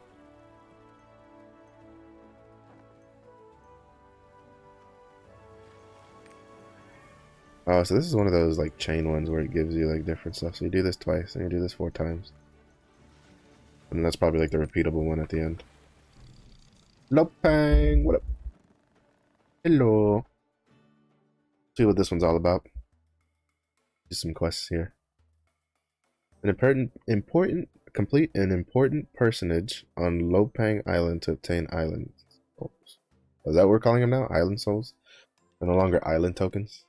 I don't know why I feel like they weren't supposed to be called island tokens. I think island tokens was like a placeholder name, and then they forgot to go back and change them, because a lot of the island stuff for like the ones that you get randomly from like adventure isles and stuff are They're just they're all called island souls, except for like the first few that you get. So I think that might have been just a like some intern forgot to swap the words. Don't know where. Sign that contract. They got me signing a lot of contracts in this game. I think this is what, like the third or fourth contract they have us sign.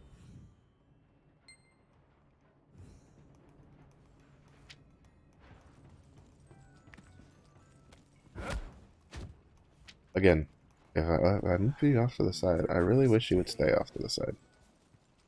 A little jarring when I'm expecting it off to the side and then it opens up in the middle of my screen. Alright, so I have 10 minutes for Alec here. Technically near Alec here, so I hope this doesn't take too long. I think it might just be turning this in and then maybe we get the dailies. Oh, they got the Robo Doggos. Welcome to Lopang. Got some wisdom out of that, that's nice.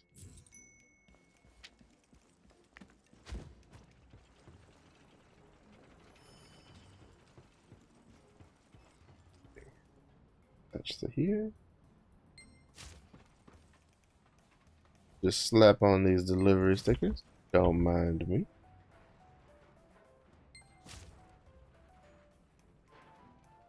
We gotta spread out the love. By spread out, I mean I'm gonna come over here and put all the ones on Anika. And I put one on you. We're all set. I might have to come back and finish this quest line later. It'll take me a bit to get to Alikir. And I kind of don't want to miss out on the... I mean, I guess I don't need to actively take part in the actual, like, chicken boss fight, but, you know, that's a chance at the island heart. So, why can't I just ride the thing? Just whee! Conveyor belt up. Beam me up, Scotty.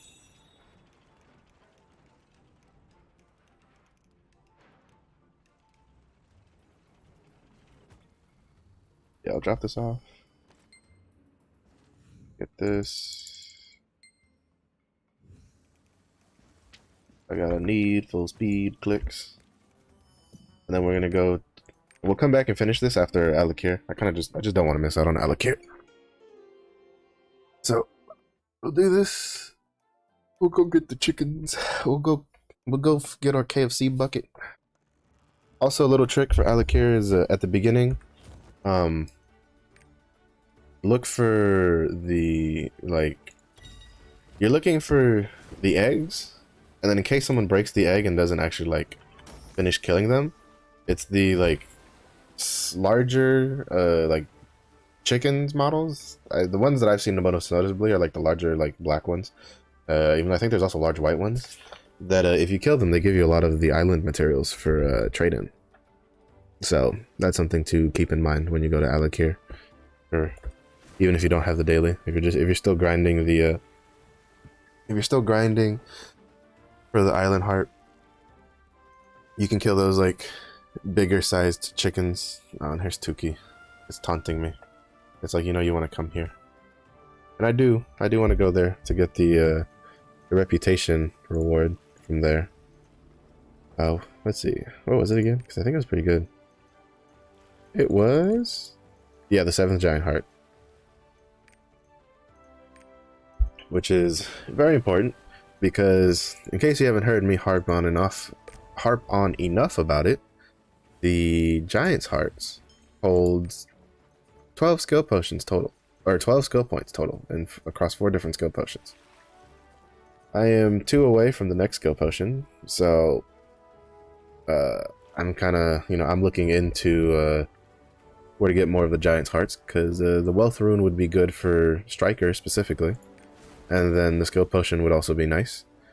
Well, the skill potion is actually what we're going for, and then I think after the 6th one, you kind of like, it probably slows down pretty hard for what you need to get. I've gotten the 2 island hearts, or the 2 giant's hearts you can buy, if I'm not mistaken, already, that are like trade-in for, at least for the easy spots. I think I need to go to Atlas, which is the PvP. which is a PvP island. I think it has like a black market vendor there that I need to that sells another one. Let's see, not you. What the hell am I looking for? Collection point items. We go to Giant's Hearts. Let's see. Oh, it's not gonna tell me because it keeps track somewhere else. But the Wisdom Isle, I'm pretty sure you won't get this one until you have the other 14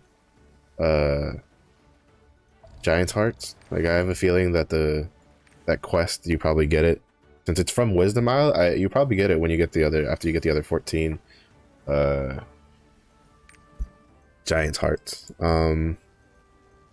Let's see. So like I've gotten 4 of these. So I've gotten this one, the 5 Scattered Brothers. I need to work on Beatrice's rapport. I need to work on Sasha's rapport, but I don't think I can even work on Sasha's rapport. All right, so Arcilla is a boss I need to go kill, but I think she's like she's like a field boss. I need to see if if you're eligible for this reward, even if you're not like eligible for the rewards from the boss, because I don't know. I already bought this one from Black Fangs. This is the one I was talking about from Atlas. I have to go check and see what it costs. That's the reputation from Tuki Isle that we saw earlier. I've bought this one from Freedom Isle. This one cost I think I needed to use the C coins, the Ganea C coins to buy. I need to work on his rapport, but right now he's not very high up on my rapport list. I've gotten this one from Shadespire. Then there's the Azurwind Isle one, which I think we're gonna do later today. Yeah, exterminate root borers. I'm pretty sure that's this one. Shadow Moon Market, I haven't looked into where this is from. I think it might be Phaeton. And then you have the Tower of Fate, which is the tier 2 tower, which I haven't touched at all yet. And then which I actually, speaking of, we might do that today just so I can get so I can optimize that for my main. And then Nineveh, whatever the hell you want to say it. Nin, I'm gonna call her Nin from now on. Nin, I can't start her rapport yet. I don't have high enough stuff. So let's see. I think what is she? Yeah, Black Fang. I'm still missing 110 charisma. Makes me sad. Trixion, Beatrice, we're at neutral. We kind of need to work on her so we can get the. Oh, you get the Giant Heart at friendly. That's actually really a lot sooner than I thought. I thought you'd have to get trusted to get that. Where else? No. Who are we looking for? Alright. Oh, I can start with Sasha. I have enough stats for her. I didn't think I had enough for her still. Because she gives a Giant Hearts that trusted, and she gives a decent amount of gold. That's like 3,000. That's 3.5k gold right there. That's a pretty sizable chunk. Let's see what else we got. I need to do Yules to get the charisma potion. Oh, I already have her up to amicable. Yeah, I should get cracking on that. I think I might have. Let's see, what does Yule need? Preferred gifts. Does it not tell me the? No, I guess it doesn't tell me. It doesn't tell me what what rapport. Yeah, like I have dialogue. Oh, can I? Oh, I think I can get that dialogue now. Well, actually, no, I don't think I can because I think I still have to get high enough to do the rapport quest. I think this is what it's telling me. I have a rapport quest, but like it's not lit up, so I can't do it yet. Still need to work on Poppy. I don't want to. I could probably like brute force to Trusted to get the Shadow Wolf, or with the rapport gifts that I have, but I kind of don't want to like use rapport gifts on her. I'd rather use it on like Sasha or the Queen to get their stuff better. See, how much shit do I actually have?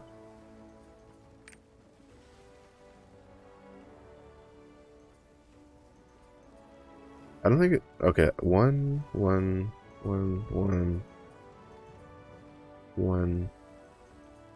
I don't have a lot of rapport stuff. I have a lot of rapport chests that I haven't opened. Because I'm kind of waiting to see who to use them on. So I have 4 of those. What's those? What are those? What are those? I got this from foraging. I think I was, yeah, logging. I was chopping down trees and I randomly got the moonlit butterfly and I was like, oh, okay, that's kind of cool. It's a neat little, it's a neat little thing. Not too, not too much of a pain to get, get the stuff done. It's, I guess it's like a nice little reward you can get while you're logging, if you're doing a lot of like wood chopping and stuff. I imagine mining and foraging and hunting probably have their own versions that you can get.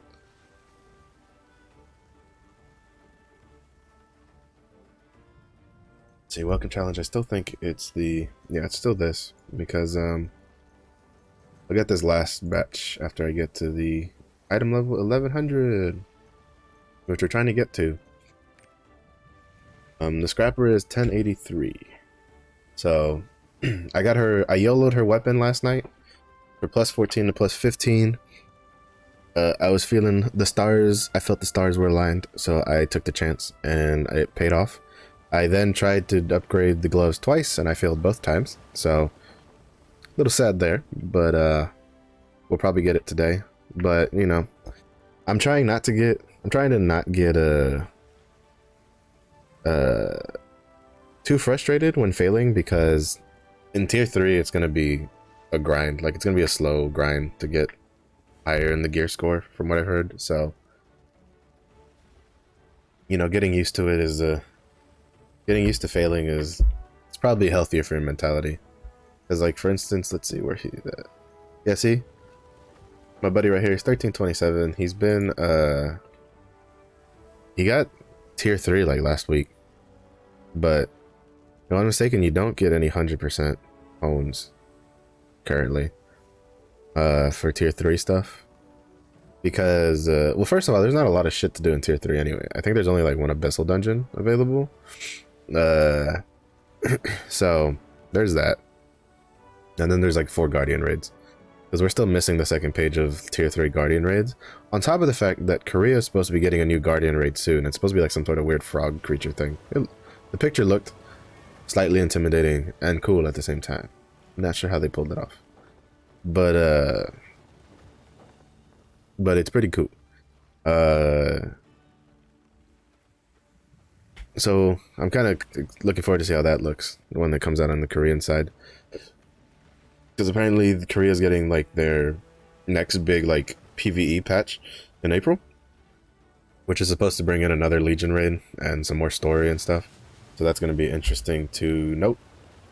It'd be cool to see what they have going on, because that'll be like our future.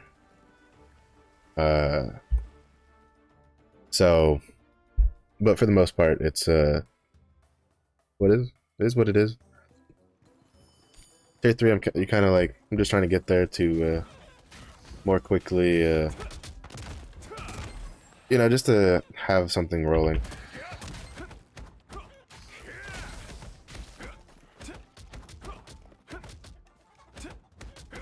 Let me break the egg.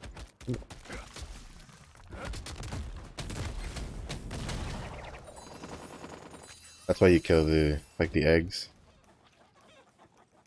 Because the eggs, the stuff that spawns from it, you get a lot of the mats.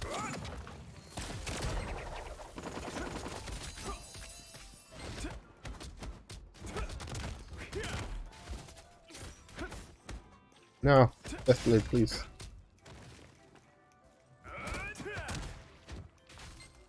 Where is it? I didn't kill one of you.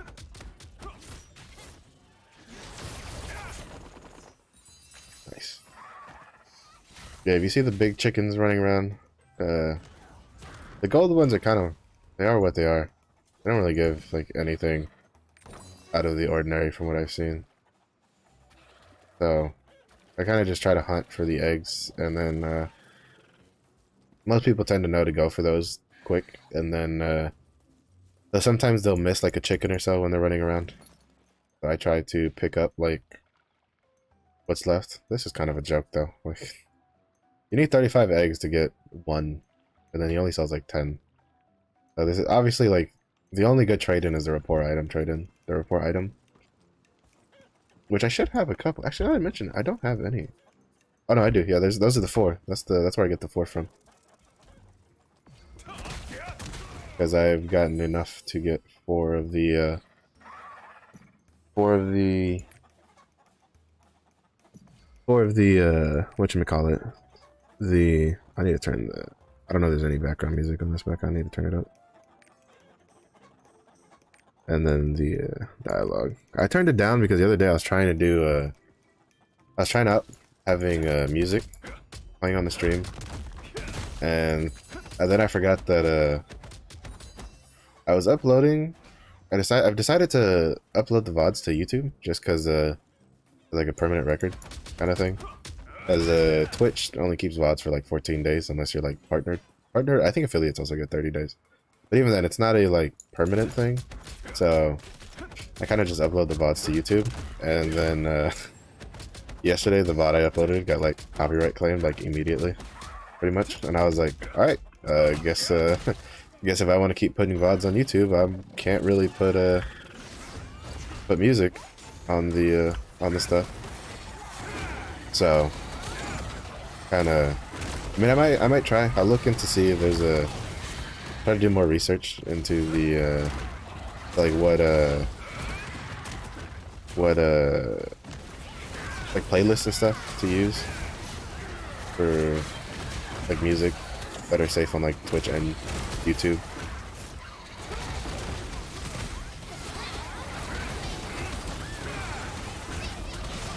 It is, I mean, like, it is a, like, I understand the whole like copyright stuff, but I do feel like it's a little crazy sometimes. Especially, I also find it funny because it's like yeah, it's completely their prerogative, and I can't, you know, I can't really fault them for wanting to have credit for their stuff. That's a little loud now. I kind of need to turn that down. But like, copyright claiming a gaming stream because you think they're using your music for like to attract people is, to me, is kind of funny, because it's the same thing that like there was an issue early on with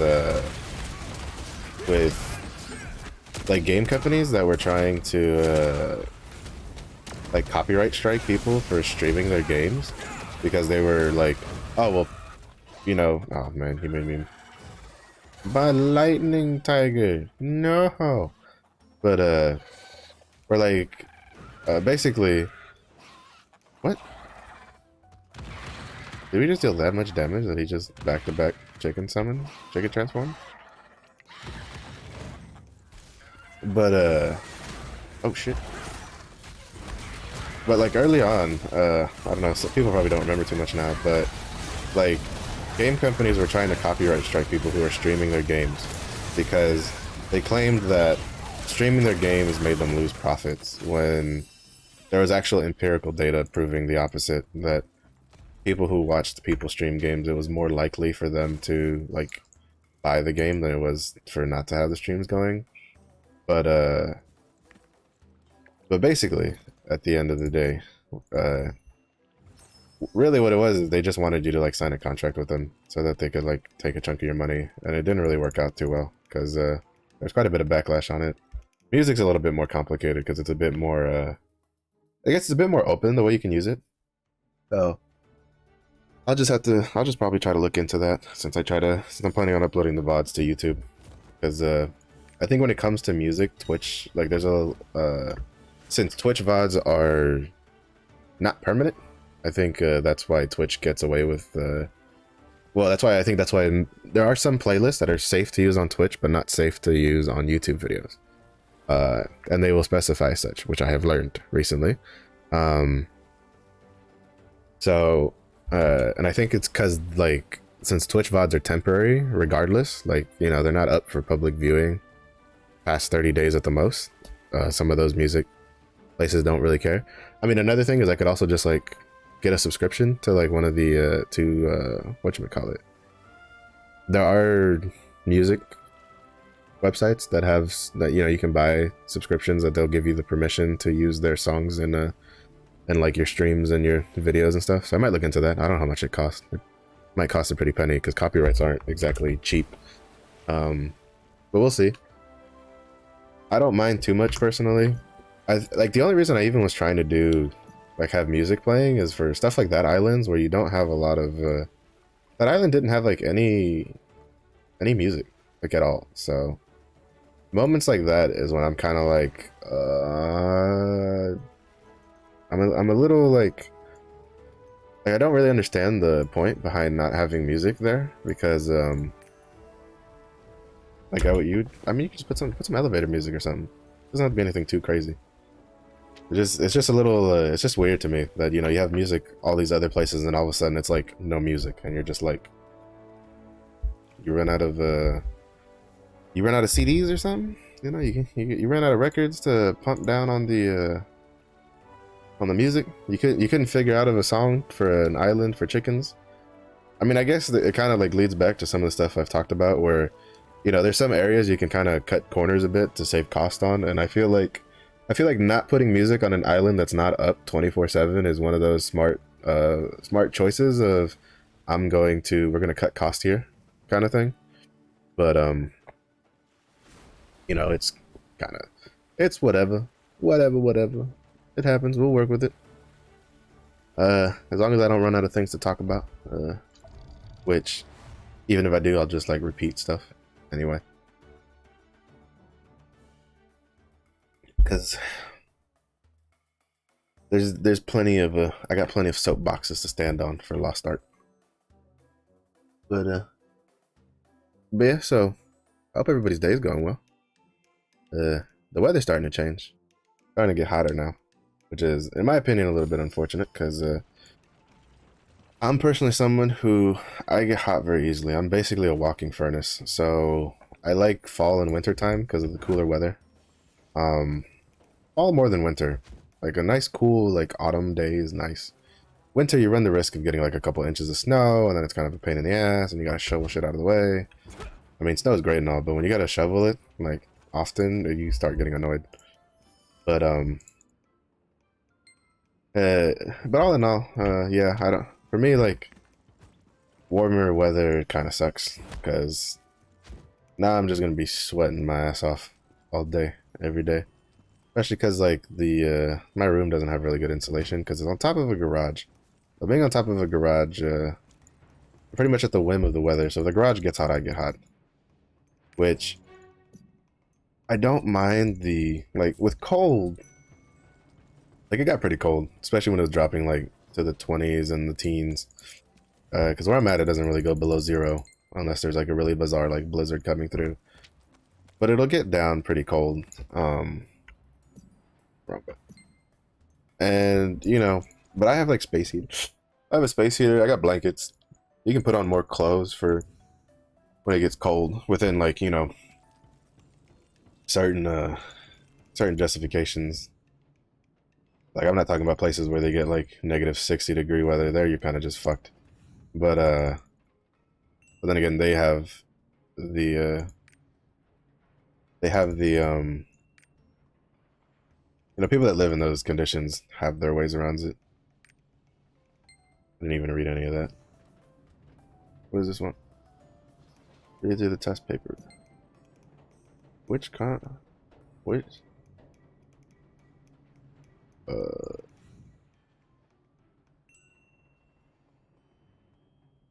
Wind? Has to be somewhere I've been to.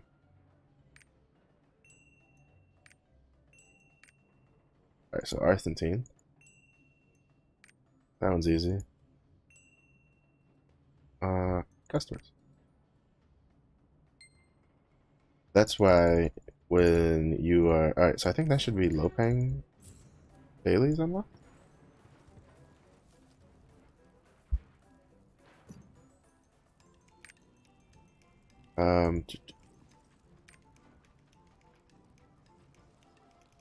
Lopang...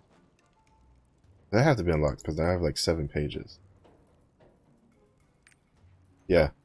So these are what you do when you're like running low on silver. Like you do them on an alt that you don't care too much, because like that's You get like 30k silver just by doing 3 dailies in one day. Then I think the reputation also gives you some silver. And I'm mistaken, that goes higher, like the higher gear score your character has. Well, because like it works like everything else. So like whatchamacallit? So like you get more leap stones the higher you go in gear score, because you need more leap stones for every hone as you go higher. So you know, stuff like that is pretty obvious. So bro, I gotta do this in like 2 minutes 30 seconds. Are you serious? There's only 3 zones, so that means one of these has to have 2 safe boxes. I don't know if I can do this. We'll see. I also don't know if it's like RNG. It takes like 3 years to come off cooldown. Right, there's one. I've gotten 2 done.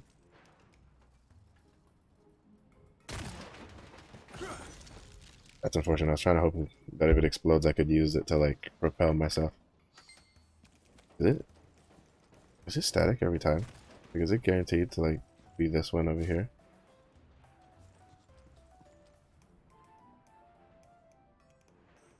Oh nope. It's a bit RNG-ish. Well, actually no. Now that I think about it, that one hadn't spawned. I think like I went to this one, then I came down here, and then I went up. So that it might not be too RNG. There might be like specific spawn points for the safe chest. But we did it. Complete. And more explosive boxes. Packaging with legs. Why would you put legs on a package? Like, what's this supposed to be? What am I supposed to do? Patch hot boxes in the workplace. What the fuck is the workplace? Is that like in a building?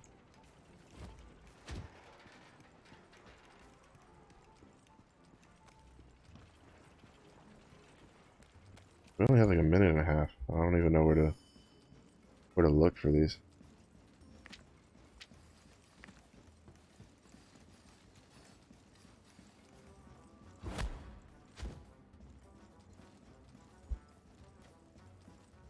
I'm pretty sure we're gonna fail this one. Because I don't even know where to go to look for them, because they don't tell you. So there's either something in the quest text, or they're just like randomly running all over the place. Nope. Where am I supposed to go? Patch hot boxes in the workplace. Where the hell is the workplace?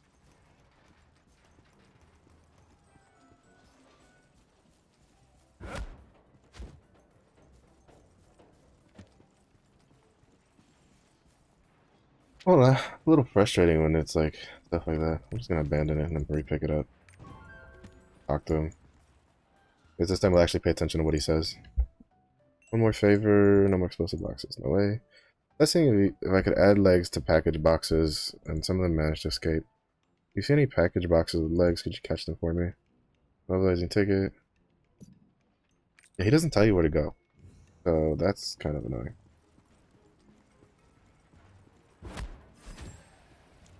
Probably a guide, but I think this kind of ties back a little bit to what I was saying, where it's a little annoying to like I wouldn't be so annoyed if it wasn't also a timed quest. Like, if you're gonna make it a timed quest, like give me direction. Like, tell me where to go, where to look for these things. Because like I don't know if it's like, maybe it's like a shared objective, so like other players are catching the ones that pop up. Like, I might have to like look something up, because I'm gonna get a little frustrated if I keep failing because I have to go look for this myself.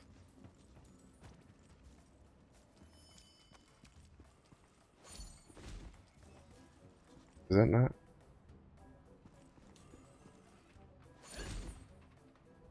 No. I mean, it had legs, so is that not what I'm supposed to be going for?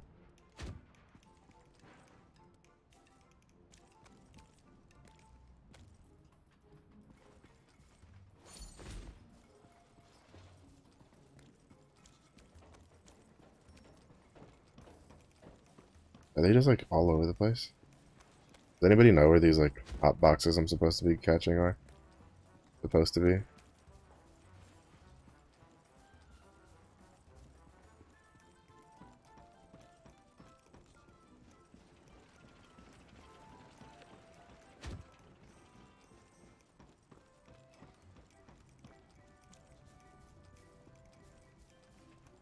Hello? Oh, hot boxes, where are you? I promise not to break your legs too hard. Alright. It's time to do the... Oh, I think I missed the merchant spawn.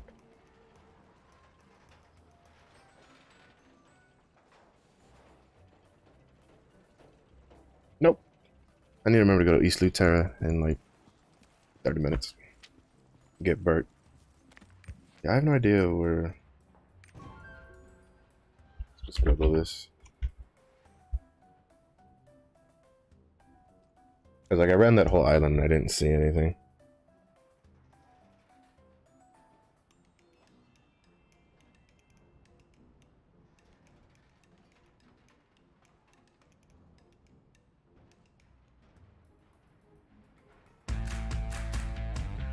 Meet that. Because I just need you to show me where the boxes are.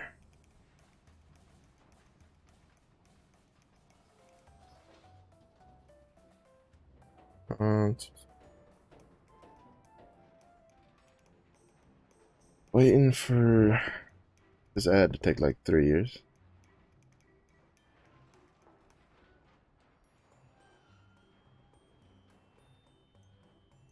There. Where are these hot boxes?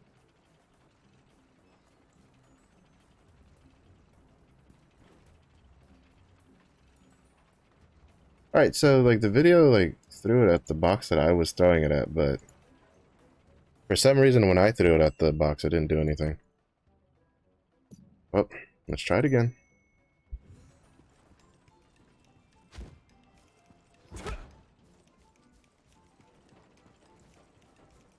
Alright, so they got theirs, which means I might be boned for spawn point.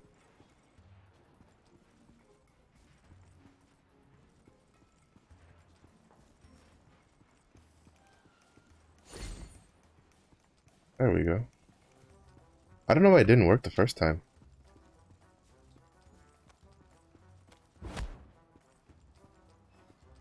Like, I was throwing it at it, and those were the same boxes. Like, I technically found it. I just don't know why it didn't work the first time.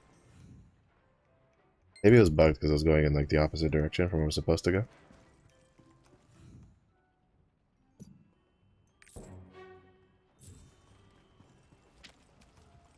Alright, so we finished that. Did we get any virtues from that? Oh, just some roster XP and some silver. Still worth it. So we have Lopang unlocked, so that means I probably won't do it now, but in the future, I'll probably get another. Probably when I get another tier 1 character up and running, I'll probably start doing Lopang on the Shadow Hunter so that she can make me some silver on the side. Well, actually, I have to see because it might not be worth doing it with her. Because it's like 3 Lopang dailies is 30,000 silver on this character, and I'm pretty sure it's going to be less if I go down to I need more dispatch sailors.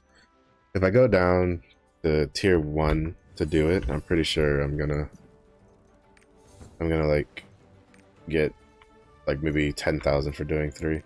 Alright, so today is also Adventure Isle Day, so what Adventure Island do we have? Opportunity Isle gives us pirate coins. So I guess that's what we'll go do. Where's Opportunity Isle? That's Arthur? Yeah. Yep. So that's one of the big things you can use for deciding your like what island Adventure Isle you want to do. So as you can see, it shows you the rewards, and so Opportunity Isle gives you a chance to get the High Seas coin chest, some pirate coins, Reporter Stone things, Angler's Pouch, some more pirate coins, silver. And then you might be able to luck out and get, see, like this is called Isle tokens. I'm pretty sure this is supposed to be called Isle souls. And then, because then this one says Island soul. Like, I'm not quite sure. Maybe it's because it's an isle. One's an isle, one's an island. I don't know. They need to like consolidate those names. But then this one literally just gives you silver, some provenance stones, and soul. And then this one gives you a chance at a card pack, some card XP, chance at a legendary map. Which I think this might be one of the like single, like the one person maps. Because I don't think like the regular maps are bound to roster. And then you have a chance at the Aporus card. So I'm going to go to Opportunity Isle because pirate coins. I need pirate coins because I just spent some and I still need to get like another 170,000 of them. We're going to do, since we have the ocean liner from Vern to, actually, am I? It probably would have been faster if I went to East Lutera instead. But, well, actually, no, I would have had to go to Vern anyway, because I'm mistaken.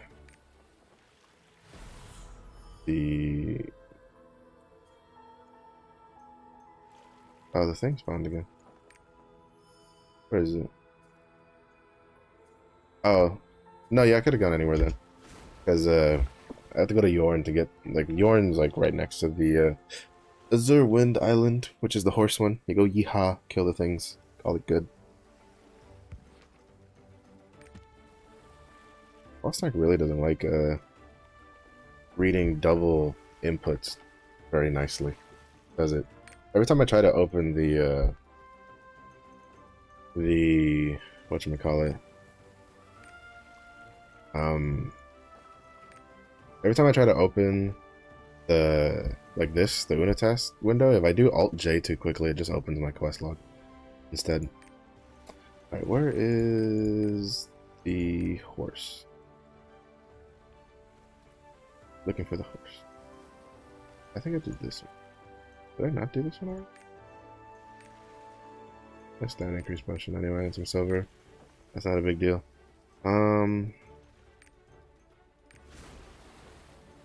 Where is the horse? Starlets. Hello, horsey. Horsey. Where are you?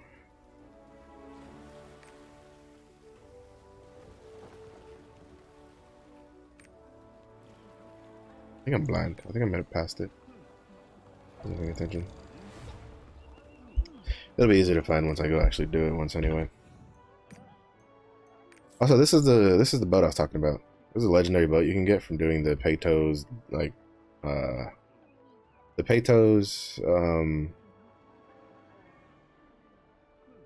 daily Unis tasks. When you cap out the reputation, it gives you an item, you use it, and then it gives you this boat.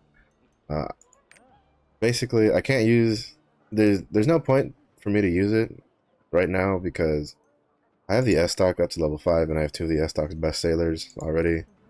I'd have to look into this. I mean, it doesn't really cost too much. I probably have enough like basic supplies to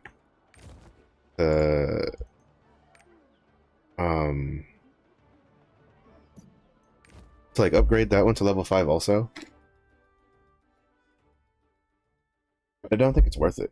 I think I'd be better off just holding on to those supplies until I get the Astray and then upgrade the Astray to level 5. Because I've been buying the Astray blueprints whenever they pop up in like my stronghold. So I have a decent little stockpile of those going right now. Because your blueprints are saved under sailing material when you open them. Yeah, 56 Astray blueprints. I don't know how the hell I got 90 White Wind blueprints. Like that's got to be from like a quest or something. Yeah, I need to go trade some of these in. Let's see. Alright, we're gonna go do our chaos dungeons and our guardian raids. Well, actually, no. I'm gonna check. I don't know. I think I might have done his, I think I did his guardian rested bonus like yesterday. Yeah. So we're gonna skip the guardian raids. I lied. We're in tier 2. We're not skipping the guardian raids because this is gold. So we're gonna go do the Guardian raids, get our leap stones to sell for gold. Get a hopefully they're still going for over 100, so I can get like 1,000 gold again. I hope they don't tank in price too much just yet, because I mean they probably have to drop beneath like 70 gold or something for me to not like use them to funnel, but I think by the time that they drop that far down in price, I'll be bitch, I'm in my chaos dungeon build. I keep forgetting that I need to just like change. Like I had a pretty good habit of doing it in on like my scrapper, but on my striker, I'm like all my habits went out the window. I'm just like, I'm not striker. Striker don't need no habits for no striker. Like, what are you talking about?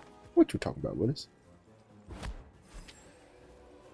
Alright, so here's hoping I don't eat a shadow breath like right off the bat when I go in there.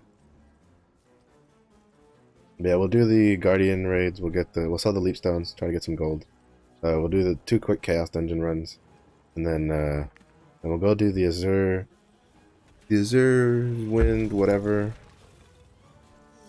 and then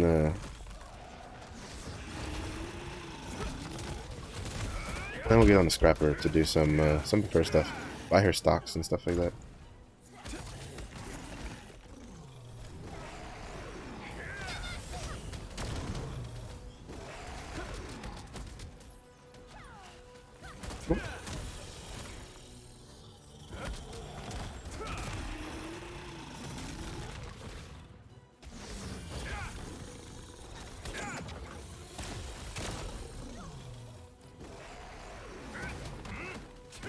Ooh.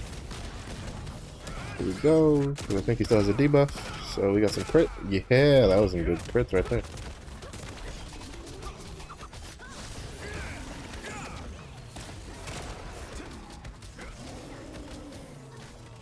I think he's leaving. If he's leaving already, then someone's dealing a lot of damage.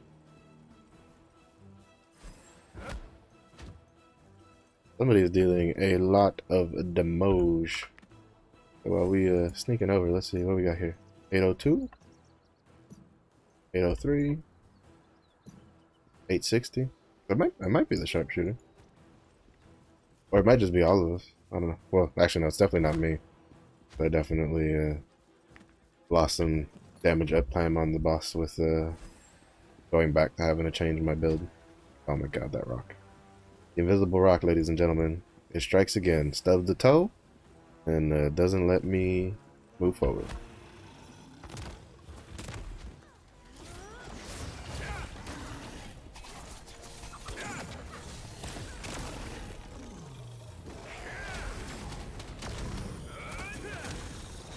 Yeah, Dark Legoros is definitely more frustrating for me on Striker than he is on like Scrapper, because Scrapper has a lot of like, I guess, non-committal moves that are pretty easy to... Oh, I didn't notice. Alright, that's a way to cheese it. If you have a bleed stack on him before he goes invisible, you can see where he's going. Alright, I've never seen him do 2 invisibility things back to back. Legoros is he's changing up the playbook a little bit here.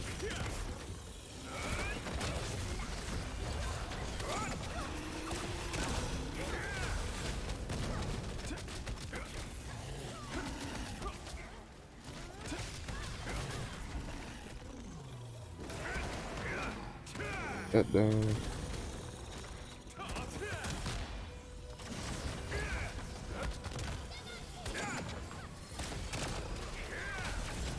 Get all the combos off. With the damage.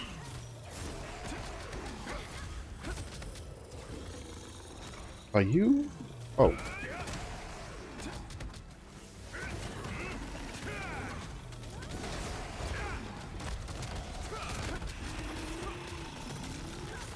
Safe spot right there. Oh, nice. Sorcerer's got her got the counter off. Sorceress has a really good counter. Got a long range. Comes out pretty quick, and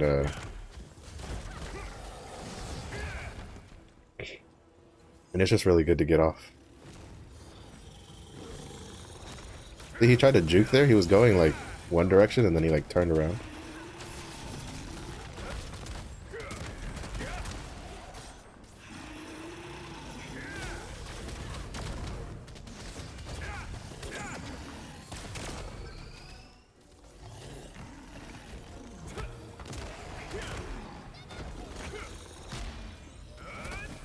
There's a lot of stagger coming out here. Ladies and gentlemen, there's a lot of staggers coming out.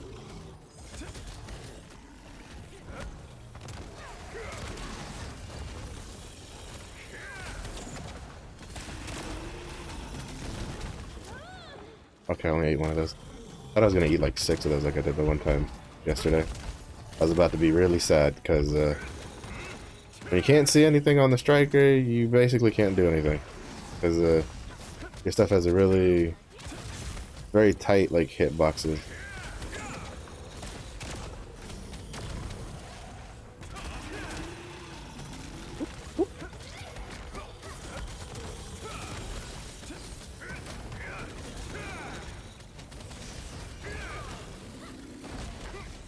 Yeah, get wrecked, baby. I remembered where my counter button was.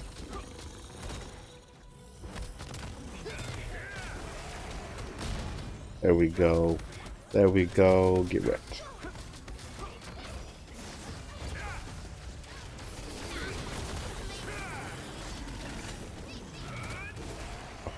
I was gonna get hit by that. I was worried. I was very, very worried because I did not. No, I got stuck on another invisible bush, rock, whatever, and it was not fun times. I think this map is. I want to say that this map is possibly the worst offender of having like invisible, like walls on the like edges of the map, because there'll be like a tree whose like blocking hitbox is like 1.5 times bigger than the actual model or some shit like that. I think the lava spot is the other one I run into that problem more. The like random rocks sticking out of the ground sometimes. Not as much. I don't notice it as much because I think the lava map has more like open areas. But this one, like, the zones are a little like, they're thinner but longer. So you kind of like, you don't have a lot of spots to move. So you kind of notice when like something is,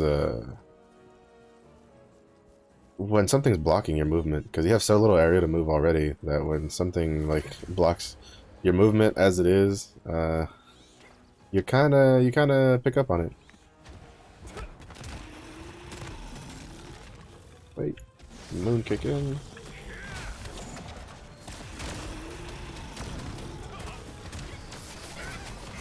I wonder if I can get another stagger in before he does.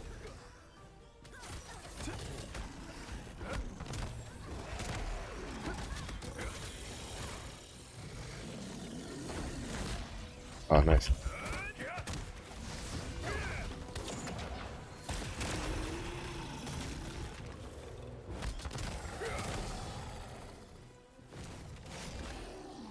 Ooh, he's angry now.